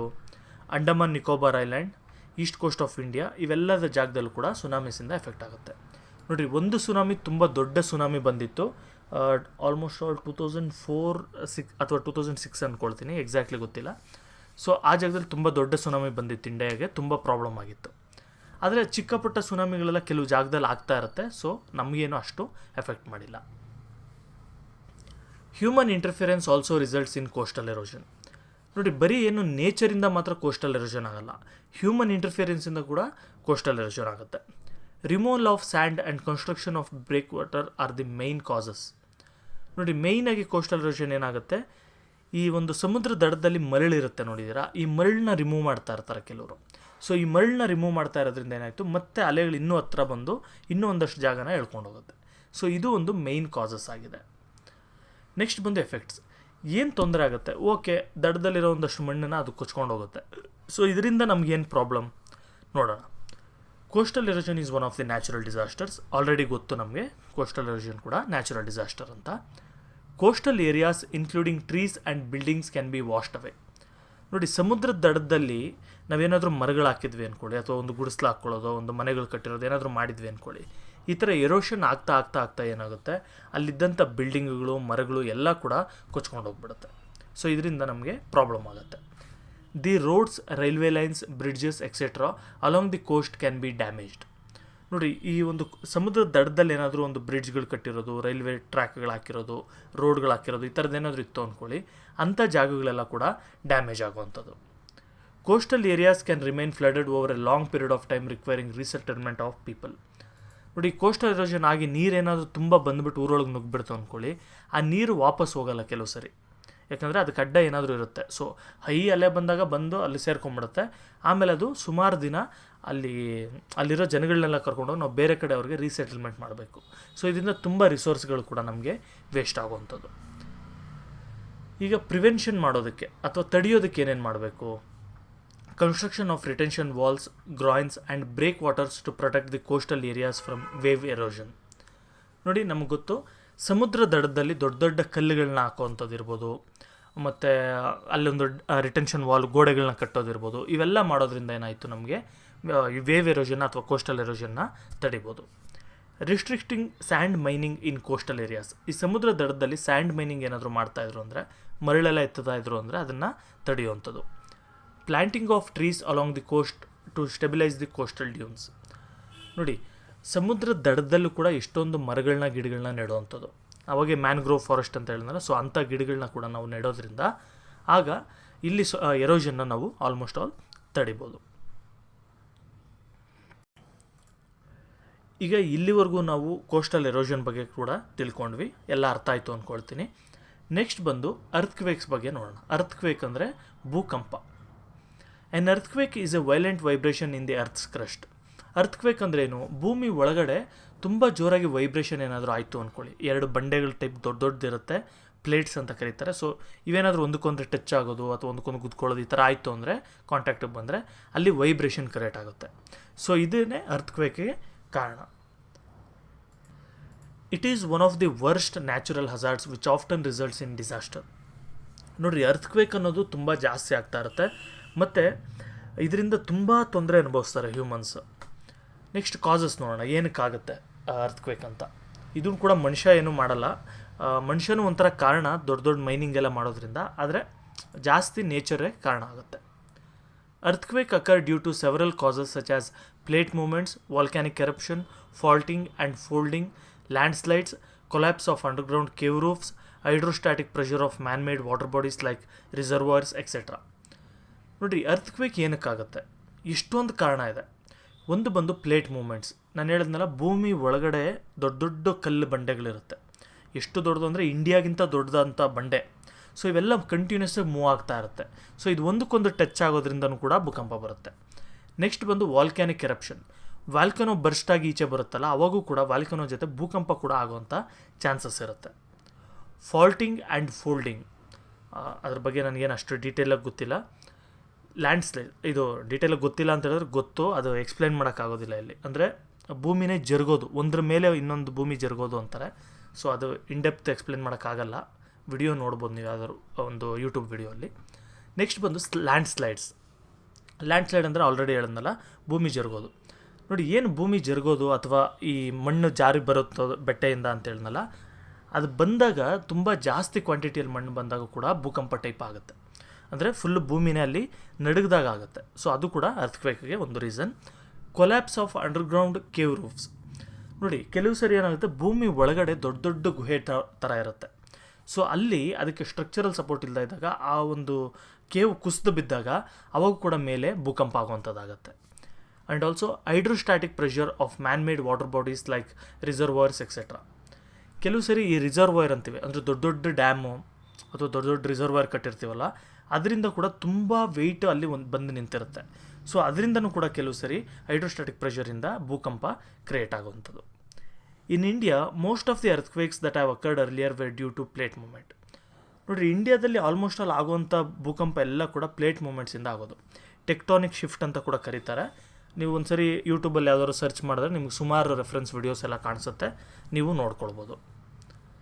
ನೋಡಿ, ಎಲ್ಲೆಲ್ಲಿ ಸೈಕ್ಲೋನ್ ಮತ್ತು ಅರ್ಥ್ಕ್ವೇಕ್ಸ್ ಬರುತ್ತೆ ಅಂತ. ಈ ಟ್ರಯಾಂಗಲ್ ಇರೋ ಜಾಗ ಎಲ್ಲ ಕೂಡ ಸೈಕ್ಲೋನ್ ರೀಜನ್ಸ್, ಮತ್ತು ಸರ್ಕಲ್ ಟೈಪ್ ಇದೆಯಲ್ಲ, ಡಾಟ್ ಟೈಪ್, ಇದೆಲ್ಲ ಕೂಡ ಅರ್ಥ್ಕ್ವೇಕ್ ಸೆಂಟರ್ಸ್. ನಿಮ್ಮ ಟೆಕ್ಸ್ಟ್ ಬುಕ್ಸಲ್ಲಿ ನೀವು ನೋಡ್ಕೊಳ್ಬೋದು ಎಲ್ಲೆಲ್ಲಿ ಯಾವ್ಯಾವ ನ್ಯಾಚುರಲ್ ಡಿಸಾಸ್ಟರ್ಸ್ ಆಗುತ್ತೆ ಅಂತ. ನೆಕ್ಸ್ಟ್ ಬಂದು ಎಫೆಕ್ಟ್ಸ್. ಭೂಕಂಪ ಆಗೋದ್ರಿಂದ ಏನು ತೊಂದರೆ ಆಗುತ್ತೆ? ಭೂಮಿ ಸುಮ್ಮನೆ ಶೇಕ್ ಆಗುತ್ತೆ, ಆಗಲಿ ಬಿಡು, ಇನ್ನು ಜಾಸ್ತಿ ಏನು ಗಂಟೆಗಟ್ಟಲೆ ಶೇಕ್ ಆಗುತ್ತೆ, ಇಲ್ಲ ಒಂದು 5 ಸೆಕೆಂಡ್ಸು 10 ಸೆಕೆಂಡ್ಸು ಶೇಕ್ ಆಗುತ್ತೆ, ಆದರೆ ಆಗಲಿ ಅಂತ ಸುಮ್ಮನೆ ಇರ್ಬೋದಲ್ವಾ? ಇಲ್ಲ. ಅದರಿಂದ ಏನೇನು ತೊಂದರೆ ಆಗುತ್ತೆ ನೋಡಿದ್ರೆ ನಿಮ್ಗೆ ಗೊತ್ತಾಗುತ್ತೆ. The disasters effects of earthquakes are cracking of ground surface, damage and destruction of buildings, rails, roads, power lines, telecom lines, bridges, dams, factories, loss of human and animal lifes and property. ನೋಡಿ, ಭೂಕಂಪದಿಂದ ಏನೇನು problem ಆಗುತ್ತೆ ಅಂತ ನಿಮಗೆ ಒಂದು movie ಇದೆ, ಆದರೆ ಇಲ್ಲಿ ಒಂದು ಶಾರ್ಟ್ ಕ್ಲಿಪ್ ಹಾಕಿರ್ತೀನಿ, ಆದರೆ ಯೂಟ್ಯೂಬ್ ಡಿಲೀಟ್ ಮಾಡಿಬಿಡುತ್ತೆ, ಹೇಳೋಕ್ಕಾಗಲ್ಲ. ಸೊ 2012 ಅಂತ ಒಂದು ಮೂವಿ ಇದೆ, ಆ ಮೂವಿನ ನೀವು ನೋಡಿದ್ರಿ ಅಂದರೂ ಕೂಡ ಭೂಕಂಪ ಯಾವ್ಯಾವ ಥರ ಆಗ್ಬೋದು ಅನ್ನೋದಕ್ಕೆ ಕೂಡ ಎಲ್ಲ ಅದರಲ್ಲಿದೆ. ಸೊ ಅದನ್ನೊಂದು ಸರಿ ನೋಡ್ಕೊಳ್ಳಿ. ಜಸ್ಟ್ ಕ್ಲಿಪ್ಪಿಂಗ್ಸ್ ನೋಡಿ, 5 ಮಿನಿಟ್ಸ್ ಆ ಥರ ಕ್ಲಿಪ್ಪಿಂಗ್ಸು. ಒರಿಜಿನಲ್ ಮೂವಿ ನೋಡಬೇಕು ಅಂದರೆ ಬೈ ಮಾಡಬೇಕು, ಫ್ರೀಯಾಗಿರೋದಿಲ್ಲ. ಏನೇನು ಪ್ರಾಬ್ಲಮ್ಸ್ ಮಾಡುತ್ತೆ ಇದೆ, ಬಿಲ್ಡಿಂಗ್ಸ್ ಬೀಳ್ಸೋದು, ರೋಡ್ಗಳು ಹಾಳಾಗೋವಂಥದ್ದು, ಟೆಲಿಕಾಮ್ ಲೈನ್ಸ್ ಕಟ್ಟಾಗೋವಂಥದ್ದು, ಪವರ್ ಲೈನ್ಸ್ ಕಟ್ಟಾಗೋವಂಥದ್ದು, ಬ್ರಿಡ್ಜ್ಗಳು ಒಡೆದೋಗೋವಂಥದ್ದು, ಫ್ಯಾಕ್ಟ್ರಿಗಳು ಹಾಳಾಗೋವಂಥದ್ದು, ಜನ ಸಾಯೋವಂಥದ್ದು. ಸೊ ಆಲ್ಮೋಸ್ಟ್ ಆಲ್ ಎಲ್ಲ ಕೂಡ ಬರುತ್ತೆ. ಇದು ಎಲ್ಲ ನ್ಯಾಚುರಲ್ ಡಿಸಾಸ್ಟರ್ಗೂ ಕಾಮನ್ ಇದು. The other effects are fires, landslides, disturbance in ground water level, blockage and diversion of river course, destruction of forest due to fires etcetera. ನೋಡಿರಿ, ಮೇಲೆ ಹೇಳಿದ್ದು ಬಂದು ಇಲ್ಲಿಂದ ಇಲ್ಲಿವರೆಗೆ ಏನು ಹೇಳಿದೆ, ಇದೆಲ್ಲ ಕಾಮನ್, ಎಲ್ಲ ಇದಕ್ಕೂ ಬರುತ್ತೆ. ಓಕೆ, ನೆಕ್ಸ್ಟ್ ಇಲ್ಲಿ ಏನಿದೆ, ಈ ಫೈರ್ಗಳಾಗೋವಂಥದ್ದು, ಇದೆಲ್ಲ ಏನು ಅಂದರೆ ಭೂಕಂಪ ಆಗೋದ್ರಿಂದ ಎಲ್ಲೋ ಒಂದು ಕಡೆ ಕರೆಂಟ್ ವೈರ್ ಏನಾದರೂ ಸ್ಪಾರ್ಕ್ ಆಗೋದ್ರಿಂದ ಯಾವುದಾದ್ರು ಗೋಡೌನಲ್ಲಿ ಬೆಂಕಿಗಳು ಹತ್ಕೊಳ್ಳೋವಂಥದ್ದಾಗುತ್ತೆ. ಜೊತೆಗೆ ಭೂಕಂಪ ಆಗೋದ್ರಿಂದ ಲೂಸ್ ಆಗಿರೋಂಥ ಮಣ್ಣು ಸ್ಲೈಡ್ ಆಗೋವಂಥದ್ದಾಗುತ್ತೆ, landslides. Next disturbance in ground water level. ಈಗ ಗ್ರೌಂಡ್ ವಾಟರ್ ಲೆವೆಲ್ ಅಂದರೆ ನೀವು ಬೋರ್ವೆಲ್ ತೋಡಿದ್ರೆ ಅದರಲ್ಲಿ ನೀರು ಸಿಗುತ್ತೆ, 300 ಅಡಿಗೆ ಸಿಗುತ್ತೆ, 1000 ಅಡಿಗೆ ಸಿಗುತ್ತೆ ಅಂತ ಹೇಳ್ತೀವಲ್ಲ. ಸೊ ಇದರಲ್ಲೂ ಕೂಡ ಡಿಸ್ಟರ್ಬೆನ್ಸ್ಗಳು ಕ್ರಿಯೇಟ್ ಆಗೋಗುತ್ತೆ ಭೂಕಂಪ ಆಗೋದ್ರಿಂದ. ಅಂದರೆ ಇನ್ನೊಂದು ಕಡೆ ಯಾವುದೋ ಒಂದು ಕ್ರ್ಯಾಕ್ ಬಿಟ್ಕೊಂಡು ಈ ನೀರೆಲ್ಲ ಅಲ್ಲಿ ಹೊರಟೋಗುತ್ತೆ, ಆವಾಗ ನಮಗೆ ಬೋರಲ್ಲಿ ನೀರು ಖಾಲಿಯಾಗಿ ಹೋಗುವಂಥದ್ದು. ಸೊ ಇದು ಕೂಡ ಆಗುತ್ತೆ. Blockage and diversion of river course. ಭೂಕಂಪ ಆದ ಕೆಲವು ಸರಿ ಏನಾಗುತ್ತೆ, ನದಿ ಒಂದು ಕಡೆ ಹರಿತಾ ಇತ್ತು ಅಂದ್ಕೊಳ್ಳಿ, ಅದು ಶಿಫ್ಟಾಗಿ ಬೇರೆ ಕಡೆ ಏರಿಯಾಕ್ಕೆ ಶುರು ಮಾಡಿಬಿಡುತ್ತೆ, ಯಾವುದೋ ಒಂದು ಊರ ಮೇಲೆ ಏರಿಯಾಕ್ಕೆ ಶುರು ಆಗೋಗುತ್ತೆ ಭೂಕಂಪ ಆಗೋದ್ರಿಂದ. ಈ ಥರ ಎಲ್ಲ ಸುಮಾರು ಹಿಸ್ಟ್ರಿಯಲ್ಲಿ ನಡೆದಿದೆ. ಸೊ ಇದು ಕೂಡ ಕಾರಣ. Destruction of forests due to fires etcetera. ಈಗ ಏನೋ ಒಂದು ಸ್ಪಾರ್ಕ್ ಆಗಿಬಿಟ್ಟು ಬೆಂಕಿ ಎತ್ಕೊಂತು ಅಂದ್ಕೊಳ್ಳಿ, ಅಂದರೆ 2 ಮರಗಳು ಉಜ್ಜಿಬಿಟ್ಟು ಬೆಂಕಿ ಎತ್ಕೊಂತು ಅಂದ್ಕೊಳ್ಳಿ, ಅದರಿಂದ ಫುಲ್ಲು ಬೆಂಕಿ ಹಚ್ಚಿಬಿಟ್ಟು ಇಡೀ ಕಾಡನ್ನೇ ಸುಟ್ಟೋಗುವಂಥದ್ದು. ಸೊ ಇವೆಲ್ಲ ಕೂಡ ಆಗುತ್ತೆ ಭೂಕಂಪದಿಂದ. ಡಿಸ್ಟ್ರಿಬ್ಯೂಷನ್, ಎಲ್ಲೆಲ್ಲಿ ಭೂಕಂಪಗಳು ಆಗುತ್ತೆ. ನೀವು ಮೇಲೆ ಇಮೇಜ್ ನೋಡಿದ್ರೆ ನಿಮ್ಗೆ ಆಲ್ಮೋಸ್ಟ್ ಆಲ್ ಗೊತ್ತಾಗೋಗಿರುತ್ತೆ ಎಲ್ಲೆಲ್ಲಿ ಭೂಕಂಪ ಆಗುತ್ತೆ ಅಂತ, ಆದರೂ ಕೂಡ ಇಲ್ಲಿ ಒಂದು ಸರಿ ರಿಪೀಟ್ ಮಾಡೋಣ. ಝೋನ್, ಅರ್ಥ್ಕ್ವೇಕ್ ಝೋನ್ಸ್ ಅಂತ ಕರಿತೀವಿ. ದಿ ಹಿಮಾಲಯನ್ ಝೋನ್ ಅಂದರೆ ಹಿಮಾಲಯ ಮೌಂಟೇನ್ ರೀಜನ್ ಜಾಗದಲ್ಲಿ ಎಲ್ಲೆಲ್ಲಾಗುತ್ತೆ. This zone include the states of Jammu and Kashmir, Himachal Pradesh, Uttar Pradesh and Bihar. ನೋಡಿ, ಇಲ್ಲಿ ಏನಂತ ಹೇಳಿದ್ರೆ ಈ ಜಮ್ಮು ಕಾಶ್ಮೀರಲ್ಲಿ, ಹಿಮಾಚಲ್ ಪ್ರದೇಶ್, ಈ ಒಂದು ಸ್ಟೇಟ್ಗಳಲ್ಲಿ ಆಗುವಂಥದ್ದು. It is A zone of maximum intensity. ನೋಡಿ, ಈ ಜಾಗದಲ್ಲಿ ಏನು ಭೂಕಂಪ ಆಗುತ್ತೆ, ಇದು ತುಂಬ ಭೀಕರ ಭೂಕಂಪಗಳಾಗುತ್ತೆ ಇಲ್ಲೆಲ್ಲ. ಯಾಕೆಂದರೆ ಹಿಮಾಲಯಸ್ ಇದೆಯಲ್ಲ, ಅದು ಯಾವ ಥರ ಫಾರ್ಮ್ ಆಗಿದೆ ಅಂದರೆ ಟೆಕ್ಟಾನಿಕ್ ಪ್ಲೇಟ್ ಶಿಫ್ಟಿಂಗಿಂದನೇ ಆಗಿರೋವಂಥದ್ದು. ನೀವು ಅದೊಂದು ಸರಿ ಎಲ್ಲರೂ ಇಂಟರ್ನೆಟಲ್ಲಿ ಸರ್ಚ್ ಮಾಡಿ ನಿಮ್ಗೆ ಗೊತ್ತಾಗುತ್ತೆ, ಇಲ್ಲಾಂದರೆ ಏನು ಬೇಡ ಬಿಡಿ, ಸಾಕು. The earthquakes in this zone are basically due to plate tectonics, Chamoli and Uttarkashi. ನೋಡಿ, ಇದೆಲ್ಲ ಪ್ಲೇಟ್ ಟೆಕ್ಟಾನಿಕ್ಸಿಂದನೇ ಆಗುವಂಥದ್ದು. ಜಾಸ್ತಿ ಆಗೋದು ಬಂದು ಚಮೋಲಿ ಮತ್ತು ಉತ್ತರ ಕಾಶಿ ರೀಜನಲ್ಲಿ ಆಗುತ್ತೆ. The Indo Gangetic zone, it lies to the south of Himalayas. ಇದು ಹಿಮಾಲಯಸಿಂದ ಸೌತ್ ಸೈಡ್ಗಿದೆ ಈ zone. It comprises of Rajasthan, plains of Punjab, Haryana, Uttar Pradesh and West Bengal. ಈ ಸ್ಟೇಟ್ಗಳ ಜಾಗದಲ್ಲಿ ಆಗುವಂಥದ್ದು. This zone is called the zone of moderate intensity. ನೋಡಿರಿ, ಈ ಝೋನ್ನ ಬಂದು ಮಾಡ್ರೇಟ್ ಇಂಟೆನ್ಸಿಟಿ ಝೋನ್ ಅಂತ ಕರಿತೀವಿ. ಅಂದರೆ ನಮಗೆ ಹಿಮಾಲಯನ್ ಝೋನಲ್ಲಿ ಆದಷ್ಟು ಭೀಕರ ಭೂಕಂಪಗಳಲ್ಲಿ ಆಗಲ್ಲ, ಆದರೆ ಮೀಡಿಯಮ್ ರೇಂಜಲ್ಲಿ ಆಗುವಂಥದ್ದು. ನೆಕ್ಸ್ಟ್ ಬಂದು ದಿ ಪೆನಿನ್ಸುಲಾರ್ ಝೋನ್ ಅಂತ. It includes the islands of Lakshadweep, Andaman and Nicobar, run of Kutch, peninsular run of Kutch etcetera. Run of Kutch ಅಂದರೆ ಇದು ಗುಜರಾತಲ್ಲಿ ಬರುತ್ತೆ. ಸೊ ಲಕ್ಷದ್ವೀಪ್ ಐಲ್ಯಾಂಡಲ್ಲಿ, ಅಂಡಮಾನ್ ಆ್ಯಂಡ್ ನಿಕೋಬಾರ್ ಐಲ್ಯಾಂಡಲ್ಲಿ ಮತ್ತು ಗುಜರಾತ್ನ ಕಚ್ ರೀಜನ್ನಲ್ಲಿ ಇಲ್ಲೆಲ್ಲ ಕೂಡ ಆಗುವಂಥದ್ದು ಈ ಒಂದು ಭೂಕಂಪ. Peninsular India had been considered as a stable land mass. ನೋಡಿ, ಬೇರೆ ಇದಕ್ಕೆಲ್ಲ ಕನ್ಸಿಡರ್ ಮಾಡಿಕೊಂಡ್ರೆ ನಮ್ಮ ಸೌತ್ ಇಂಡಿಯಾ ಅಥವಾ ಪೆನಿನ್ಸುಲಾರ್ ಇಂಡಿಯಾ ಏನಿದೆ, ಇಲ್ಲಿ ಅಷ್ಟೇನು ಭೂಕಂಪ ಆಗಲ್ಲ. ಇದನ್ನು ನಾವು ಸ್ಟೇಬಲ್ ಲ್ಯಾಂಡ್ ಮಾಸ್ ಅಂತ ಕೂಡ ಕನ್ಸಿಡರ್ ಮಾಡ್ತೀವಿ. Only a few ಅರ್ಥ್ಕ್ವೇಕ್ಸ್ have been occurred in this zone, mostly in recent years. ನೋಡಿರಿ, ಈ ಝೋನ್ಗಳಲ್ಲಿ ಏನು ಭೂಕಂಪಗಳಾಗಿದೆ ಅದು ರೀಸೆಂಟಾಗಿ ಆಗ್ತಾ ಇರೋದು ಮತ್ತು ತುಂಬ ಕಮ್ಮಿ ಆಗಿರೋದು. ಅಲ್ಲಿ ನಾವೇನು ಇವಾಗ ಇಂಡೋ ಗ್ಯಾಂಗೆಟಿಕ್ ಝೋನ್ ಅಥವಾ ಹಿಮಾಲಯನ್ ಝೋನ್ ಹೇಳ್ತೀವಿ, ಅಲ್ಲಿ ಆದಷ್ಟು ಭಯಂಕರ ಭೂಕಂಪಗಳು ಮತ್ತು ರೆಗ್ಯುಲರ್ ಭೂಕಂಪಗಳು ಆಗೋದಿಲ್ಲ. Therefore it is known as zone of minimum intensity. ಅದರಿಂದ ನಾವು ಇದನ್ನೇನಂತ ಕರಿತೀವಿ, ಝೋನ್ ಆಫ್ ಮಿನಿಮಮ್ ಇಂಟೆನ್ಸಿಟಿ ಅಂತ ಕರಿತೀವಿ. ನೆಕ್ಸ್ಟ್ ಬಂದು ಪ್ರಿಕಾಷನರಿ ಮೆಷರ್ಸ್, ಅಂದರೆ ಯಾವ ರೀತಿ ತಡಿಬೋದು. ಈಗ ಭೂಕಂಪನ ತಡೆಯೋಕ್ಕಾಗುತ್ತಾ? ಇಲ್ಲ. ನೋಡಿ, ಕೆಲವು ಇದರಲ್ಲಿ ತಡಿಬೋದು, ಆದರೆ ಆಲ್ಮೋಸ್ಟ್ ಆಲ್ ಪ್ರಿಕಾಷನ್ನ ತೊಗೊಳ್ಬೋದು. ಏನೇನು ಪ್ರಿಕಾಷನ್ ನೋಡೋಣ. Avoid the human settlements in the earthquake prone zones. ನೋಡಿ, ಎಲ್ಲೆಲ್ಲಿ ಯಾವಾಗೂ ರೆಗ್ಯುಲರಾಗಿ ಅರ್ಥಕ್ವೇಕ್ ಆಗ್ತಾ ಇರುತ್ತೆ ಅಂಥ ಜಾಗದಲ್ಲಿ, ಡೇಂಜರಸ್ ಜಾಗಗಳಲ್ಲಿ ಹ್ಯೂಮನ್ ಸೆಟಲ್ಮೆಂಟ್ಸ್ನ ಕಮ್ಮಿ ಮಾಡೋದು. ಅಂದರೆ ಊರುಗಳು, ಹಳ್ಳಿಗಳು ಅಥವಾ ಸಿಟಿಗಳು ಇವ್ಯಾವು ಕೂಡ ಇಲ್ಲದೇ ಇರೋ ಥರ ನೋಡ್ಕೊಳ್ಳೋವಂಥದ್ದು. Follow earthquake resistant designs for the construction of buildings. ಈ ಬಿಲ್ಡಿಂಗ್ಸ್ ಕಟ್ಟೋವು ಕೂಡ ಅರ್ಥಕ್ವೇಕ್ ರೆಸಿಸ್ಟೆಂಟ್ ಡಿಸೈನ್ಗಳನ್ನ ಮಾಡಬೇಕು. ನೋಡಿ, ಭೂಕಂಪ ಅಂದ ತಕ್ಷಣ ಎಲ್ಲ ಏನು ಅಂದ್ಕೊಡಿದ್ರೆ ಭೂಮಿ 2 ಭಾಗ ಆಗಿಬಿಟ್ಟು ಫುಲ್ಲೆಲ್ಲ ಬಿದ್ದೋಗ್ತಾರೆ. ಈ ಥರ 2 ಭಾಗ ಆಗೋ ಟೈಪಲ್ಲಿ ಒಂದು ಸ್ವಲ್ಪ ನಡೆಯುತ್ತೆ, ಆದರೆ ಆ ರೇಂಜ್ಗೆ ಏನಾಗಲ್ಲ. ಆದರೆ ಜಾಸ್ತಿ ಆಗೋದು ಈ ಒಂದು ಶೇಕ್ ಆಗುತ್ತಲ್ಲ ಭೂಮಿ, ಇದರಿಂದ ಬಿಲ್ಡಿಂಗ್ಗಳೆಲ್ಲ ತುಂಬ ಬಿದ್ದೋಗುತ್ತೆ, ಮರಗಳು ಬಿದ್ದೋಗುತ್ತೆ, ಇದರಿಂದ ಆಗೋದು ತುಂಬ ಜನ ಸಾಯೋದು ಇದೆಲ್ಲ. ಸೊ ಅದಕ್ಕೆ ಏನು ಮಾಡ್ಬೋದು, ಅರ್ಥಕ್ವೇಕ್ ರೆಸಿಸ್ಟೆಂಟ್ ಬಿಲ್ಡಿಂಗ್ ಅಂತ ಬರುತ್ತೆ. ಅಂದ್ರೇನು, ಒಂದು ಪಿಲ್ಲರ್ ಅದೆಲ್ಲ ಆಗೋಗಿ ಕೆಳಗಡೆ ಒಂದು ಸ್ವಲ್ಪ ಡಿಸೈನ್ನಲ್ಲಿ, ನಾರ್ಮಲಿ ಬಾಲ್ ಬೇರಿಂಗ್ಸ್ ಅಂತ ಕರೀತಾರೆ ಅದು, ಅಥವಾ ಒಂದು ಈ ಲಿಕ್ವಿಡ್ ಯೂಸ್ ಮಾಡಿಕೊಂಡು ಬಿಲ್ಡಿಂಗ್ ಕಟ್ತಾರೆ ಕೆಲವು. ಇದು ಮಾಡೋದ್ರಿಂದ ಭೂಮಿ ಶೇಕ್ ಆದರೂ ಕೂಡ ಬಿಲ್ಡಿಂಗ್ ಆಲ್ಮೋಸ್ಟ್ ಆಲ್ ಶೇಕ್ ಆಗೋಲ್ಲ. ಅಂದರೆ ಶೇಕ್ ಆಗುತ್ತೆ, ಇಲ್ಲ ಅಂತಲ್ಲ, ಆದರೆ ಡ್ಯಾಮೇಜ್ ಆಗೋದಿಲ್ಲ, ಒಂದು ಸ್ವಲ್ಪ ಬ್ಯಾಲೆನ್ಸ್ ಆಗಿ ನಿಂತ್ಕೊಳ್ಳುತ್ತೆ. ಸೊ ಆ ಥರ ಕಟ್ಟಬೇಕು. Use building materials of high quality and avoid high rise buildings. ನೋಡಿ, ಬಿಲ್ಡಿಂಗ್ ಮೆಟೀರಿಯಲ್ಸು ಅಷ್ಟೇ, ತುಂಬ ಲೋ ಕ್ವಾಲಿಟಿ ಬಿಲ್ಡಿಂಗ್ ಮೆಟೀರಿಯಲ್ಸ್ ಎಲ್ಲ ಯೂಸ್ ಮಾಡಬಾರ್ದು. ಐರನ್ ಇರ್ಬೋದು, ಸಿಮೆಂಟ್ ಇರ್ಬೋದು, ಇದೆಲ್ಲ ತುಂಬ ಚೆನ್ನಾಗಿರೋ ಕ್ವಾಲಿಟಿದು ಯೂಸ್ ಮಾಡಬೇಕು. ಮತ್ತು ತುಂಬ ಹೈಟ್ ಇರೋವಂಥ ಬಿಲ್ಡಿಂಗ್ಸ್ನ ಕಟ್ಟಬಾರ್ದು. ಇವಾಗ ನೀವು ಕೆಲವೆಲ್ಲ ನೋಡಿರ್ತೀರ, ಬೆಂಗಳೂರು ಕಡೆ ಬಂದವರಂತೂ ಸುಮಾರು ನೋಡಿರ್ತೀರ, ಇಲ್ಲೆಲ್ಲ 20 ಫ್ಲೋರು, 50 ಫ್ಲೋರು, 100 ಫ್ಲೋರು ಈ ಥರ ಕಟ್ಟಿರ್ತಾರೆ. 100 ಫ್ಲೋರ್ ಇಲ್ಲ, ಕಟ್ಟಿರ್ತಾರೆ, ಹೇಳೋಕ್ಕಾಗಲ್ಲ, ನಾವು ನೋಡಿಲ್ಲ ಅಷ್ಟೇ. ಸೊ ಇಷ್ಟು ದೊಡ್ಡ ದೊಡ್ಡ ಬಿಲ್ಡಿಂಗ್ಗಳು ಕಟ್ಟೋದ್ರಿಂದ ಏನಾಗುತ್ತೆ, ಅರ್ಥಕ್ವೇಕ್ ಆಗಿದ ತಕ್ಷಣ ಆದಷ್ಟು ಇಂಥ ಬಿಲ್ಡಿಂಗ್ಗಳು ಬಿದ್ದೋಗೋವಂಥ ಚಾನ್ಸ್ಗಳು ಜಾಸ್ತಿ ಇರುತ್ತೆ. ಸೊ ಅದು ಅವಾಯ್ಡ್ ಮಾಡಬೇಕು. ಈ ಸೌತ್ ಇಂಡಿಯಾದಲ್ಲಿರೋರೆಲ್ಲ ನಾವೆಲ್ಲ ಏನು ತಲೆ ಕೆಡಿಸ್ಕೊಳ್ಳೋಂಥದ್ದಿಲ್ಲ, ಇಲ್ಲೇನು ಅಂಥ ಅರ್ಥಕ್ವೇಕ್ಗಳೆಲ್ಲ ಏನೂ ಆಗಿಲ್ಲ ಯಾವತ್ತೂ. ಸೊ ನಾವೆಲ್ಲ ಕಟ್ಕೊಳ್ಬೋದು ದೊಡ್ಡ ದೊಡ್ಡ building. Restrict diggings of deep wells for ground water. ಈಗ ಗ್ರೌಂಡ್ ವಾಟರ್ ಬೇಕು ಅಂತಂದ್ಬಿಟ್ಟು ತುಂಬ ಆಳ 1000 ಅಡಿ, 2000 ಅಡಿ, 3000 ಅಡಿ ನೀರು ತೋಡ್ತಾ ಇರ್ತೀವಲ್ಲ ಬೋರ್ವೆಲ್ಲು, ಇದನ್ನು ನಾವು ಕಮ್ಮಿ ಮಾಡಬೇಕು. Restrict of urban growth in the hilly areas with high seismic vulnerability. ನೋಡಿ, ಈಗ ಯಾವ್ಯಾವ ಹಿಲ್ಲಿ ಏರಿಯಾಸ್ ಇರುತ್ತೆ, ಅಂದರೆ ಬೆಟ್ಟ ಇರೋವಂಥ ರೀಜನ್ಸ್ ಇರುತ್ತೆ, ಅಂಥ ಕಡೆ ತುಂಬ ಅರ್ಬನ್ ಡೆವಲಪ್ಮೆಂಟ್ ಮಾಡಬಾರ್ದು. ಅಂದರೆ ಜಾಸ್ತಿ ಜನ ಅಲ್ಲಿ ಸೆಟ್ಲ್ ಆಗೋ ಥರ ಫ್ಯಾಕ್ಟ್ರಿಗಳು ಮಾಡೋದಿರ್ಬೋದು, ಮತ್ತು ಆ ಥರ ಎಲ್ಲ ಫುಲ್ ಅರ್ಬನ್ ಸಿಟಿ ಥರ ಮಾಡಬಾರ್ದು.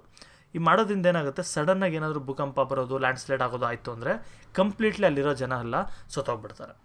ಸೊ ಅದರಿಂದ ಎಲ್ಲಿ ಸೇಫರ್ ಜಾಗ ಇರುತ್ತೆ ಅಲ್ಲಿ ಅರ್ಬನ್ ಗ್ರೋತ್ನ ಮಾಡಬೇಕು. Avoid the construction of large dams and reservoirs. ದೊಡ್ಡ ದೊಡ್ಡ ಡ್ಯಾಮ್ ಕಟ್ತೀವಲ್ಲ ಅಂಥದನ್ನು, ಮತ್ತು ದೊಡ್ಡ ದೊಡ್ಡ ರಿಸರ್ವಾಯರ್ ಕಟ್ಟೋದಂಥದನ್ನೆಲ್ಲ ನಾವು ತಡಿಬೇಕು, ಅಂದರೆ ಆದಷ್ಟು ಅವಾಯ್ಡ್ ಮಾಡಬೇಕು. ನೋಡಿ, ರೀಸೆಂಟಾಗಿ ಒಂದು ಚೈನಾದವರು 3 Gorges ಡ್ಯಾಮ್ ಅಂತ ಒಂದು ಕಟ್ಟಿದ್ದಾರೆ. ಇಡೀ ಪ್ರಪಂಚದಲ್ಲೇ ತುಂಬ ದೊಡ್ಡ ಡ್ಯಾಮ್ ಅದು. ಆ ಡ್ಯಾಮ್ ಏನಾದರೂ ಫ್ಲಡ್ಸ್ ಏನಾದರೂ ಆಯಿತು ಅಥವಾ ಭೂಕಂಪ ಏನಾದರೂ ಆಯಿತು ಅಂತ ಹೇಳಿದ್ರೆ ಆಲ್ಮೋಸ್ಟ್ ಆಲ್ ಒಂದು 20% ಚೈನಾ ಫುಲ್ಲು ಮುಳುಗೋಗುತ್ತೆ. ಸೊ ಅಷ್ಟು ದೊಡ್ಡದು ಕಟ್ಟಿದ್ದಾರೆ. ಸೊ ಈ ಥರದನ್ನೆಲ್ಲ ಮಾಡಬಾರ್ದು, ಅಲ್ಲಲ್ಲಿ ಚಿಕ್ಕ ಚಿಕ್ಕಗೆ ಮಾಡ್ಕೊಳ್ಬೇಕು. ಸೊ ಆವಾಗ ನಮ್ಮ ಕನ್ಸ್ಟ್ರಕ್ಷನ್ ಮೆಟೀರಿಯಲ್ಗೂ ಕೂಡ ಅದನ್ನು ಹ್ಯಾಂಡಲ್ ಮಾಡುವಂಥ ಕೆಪಾಸಿಟಿ ಇರುತ್ತೆ. Stop deforestation and heavy quarrying activities. ಮತ್ತು ತುಂಬ ಮರಗಳನ್ನ ಕಟ್ ಮಾಡೋದು ಅದೆಲ್ಲ ಮಾಡಬಾರ್ದು, ಆಯಿತಾ. ಡಿಫಾರೆಸ್ಟೇಷನ್ನ ತಡಿಬೇಕು ನಾವು, ಜೊತೆಗೆ ಕ್ವಾರಿಂಗ್ ಆ್ಯಕ್ಟಿವಿಟೀಸ್ನ ತಡಿಬೇಕು. ಅಂದರೆ ತುಂಬ ಆಳದವರೆಗೂ ತೋಡಿ ಮೈನಿಂಗ್ ಮಾಡಿ ಅಲ್ಲಿರೋ ಕಬ್ಬಣ, ಕಾಪರ್ ಎಲ್ಲ ಎತ್ತೀವಲ್ಲ, ಅದೆಲ್ಲ ತಡಿಬೇಕು. ಎಷ್ಟು ಬೇಕೋ ಅಷ್ಟು ಮಾಡಿಕೊಂಡು ಲಿಮಿಟಾಗಿ ನಾವು ಅದನ್ನು ನೋಡ್ಕೊಳ್ಳೋವಂಥದ್ದು. Besides post disaster measures after earthquakes are also essential. ನೋಡಿ, ಈಗ ನಾವು ಇದೇನೇ ಮಾಡ್ಬೋದು, ಅದನ್ನು ನ್ಯಾಚುರಲಾಗೂ ಕೂಡ ಅರ್ಥಕ್ವೇಕ್ ಆಗೇ ಆಗುತ್ತೆ, ನಾವು ಹೇಳೋಕ್ಕೆ ಆಗಲ್ಲ. ಈಗ ನಾವು ಭೂಮಿಯೊಳಗಿರೋಂಥ ಟೆಕ್ಟಾನಿಕ್ ಪ್ಲೇಟ್ಸ್ನ ನಿಲ್ಸೋಕ್ಕಾಗುತ್ತಾ, ಮೂವ್ ಆಗದೆ ಇರೋ ಥರ ಆಗಲ್ಲ. ಸೊ ಒಂದು ವೇಳೆ ಅರ್ಥಕ್ವೇಕ್ ಆದರೆ, ಟಚ್ ವುಡ್ ಆಗಬಾರ್ದು, ಆದರೆ ಅದನ್ನು ತಡೆಯೋದಕ್ಕೆ ಅಥವಾ ತಡೆಯೋಕ್ಕೆ ಅಂತಲ್ಲ, ಅದಾದಾಗ ತೊಂದರೆ ಆಗಿರುತ್ತಲ್ಲ ಅವ್ರಿಗೆಲ್ಲ ಹೆಲ್ಪ್ ಮಾಡೋಕ್ಕೂ ಕೂಡ ಏನೇನು ಬೇಕು ಅದೆಲ್ಲದನ್ನು ಕೂಡ ನಾವು ಪ್ರಿಪೇರ್ ಮಾಡಿ ಇಟ್ಕೊಳ್ಬೇಕು. ರಿಲೀಫ್, ರಿಕವರಿ, ರಿಹ್ಯಾಬಿಲಿಟೇಷನ್ ಎಲ್ಲ, ಅಂದರೆ ಊಟ ಕೊಡೋದು, ಬಟ್ಟೆ ಕೊಡೋದು, ಅವ್ರಿಗೆ ಒಂದು ಇರೋಕ್ಕೆ ಶೆಲ್ಟರ್ ಕೊಡೋವಂಥದ್ದು, ಅಥವಾ ಅವ್ರಿಗೆ ನೀರು ಕೊಡೋವಂಥದ್ದು, ಇವೆಲ್ಲ ಕೂಡ ನಾವು ನೋಡ್ಕೊಳ್ಳೋವಂಥದ್ದು. ಸೊ ಇಲ್ಲಿಗೆ ಈ ಚಾಪ್ಟರ್ ಕಂಪ್ಲೀಟ್ ಆಗಿದೆ. ನಿಮಗೆ ಏನೇನು ಡೌಟ್ಸ್ ಇದೆ ಇದರಲ್ಲಿ ಅದೆಲ್ಲ ಕೂಡ ಕಮೆಂಟ್ ಮಾಡಿ, ಆಗ ನಾನು ಏನಾದರೂ ಡೌಟ್ಸ್ ಆದಷ್ಟು ಕೂಡ ನಾನು ಸಾಲ್ವ್ ಮಾಡೋದಕ್ಕೆ ಟ್ರೈ ಮಾಡ್ತೀನಿ. ಓಕೆ, ಬಾಯ್.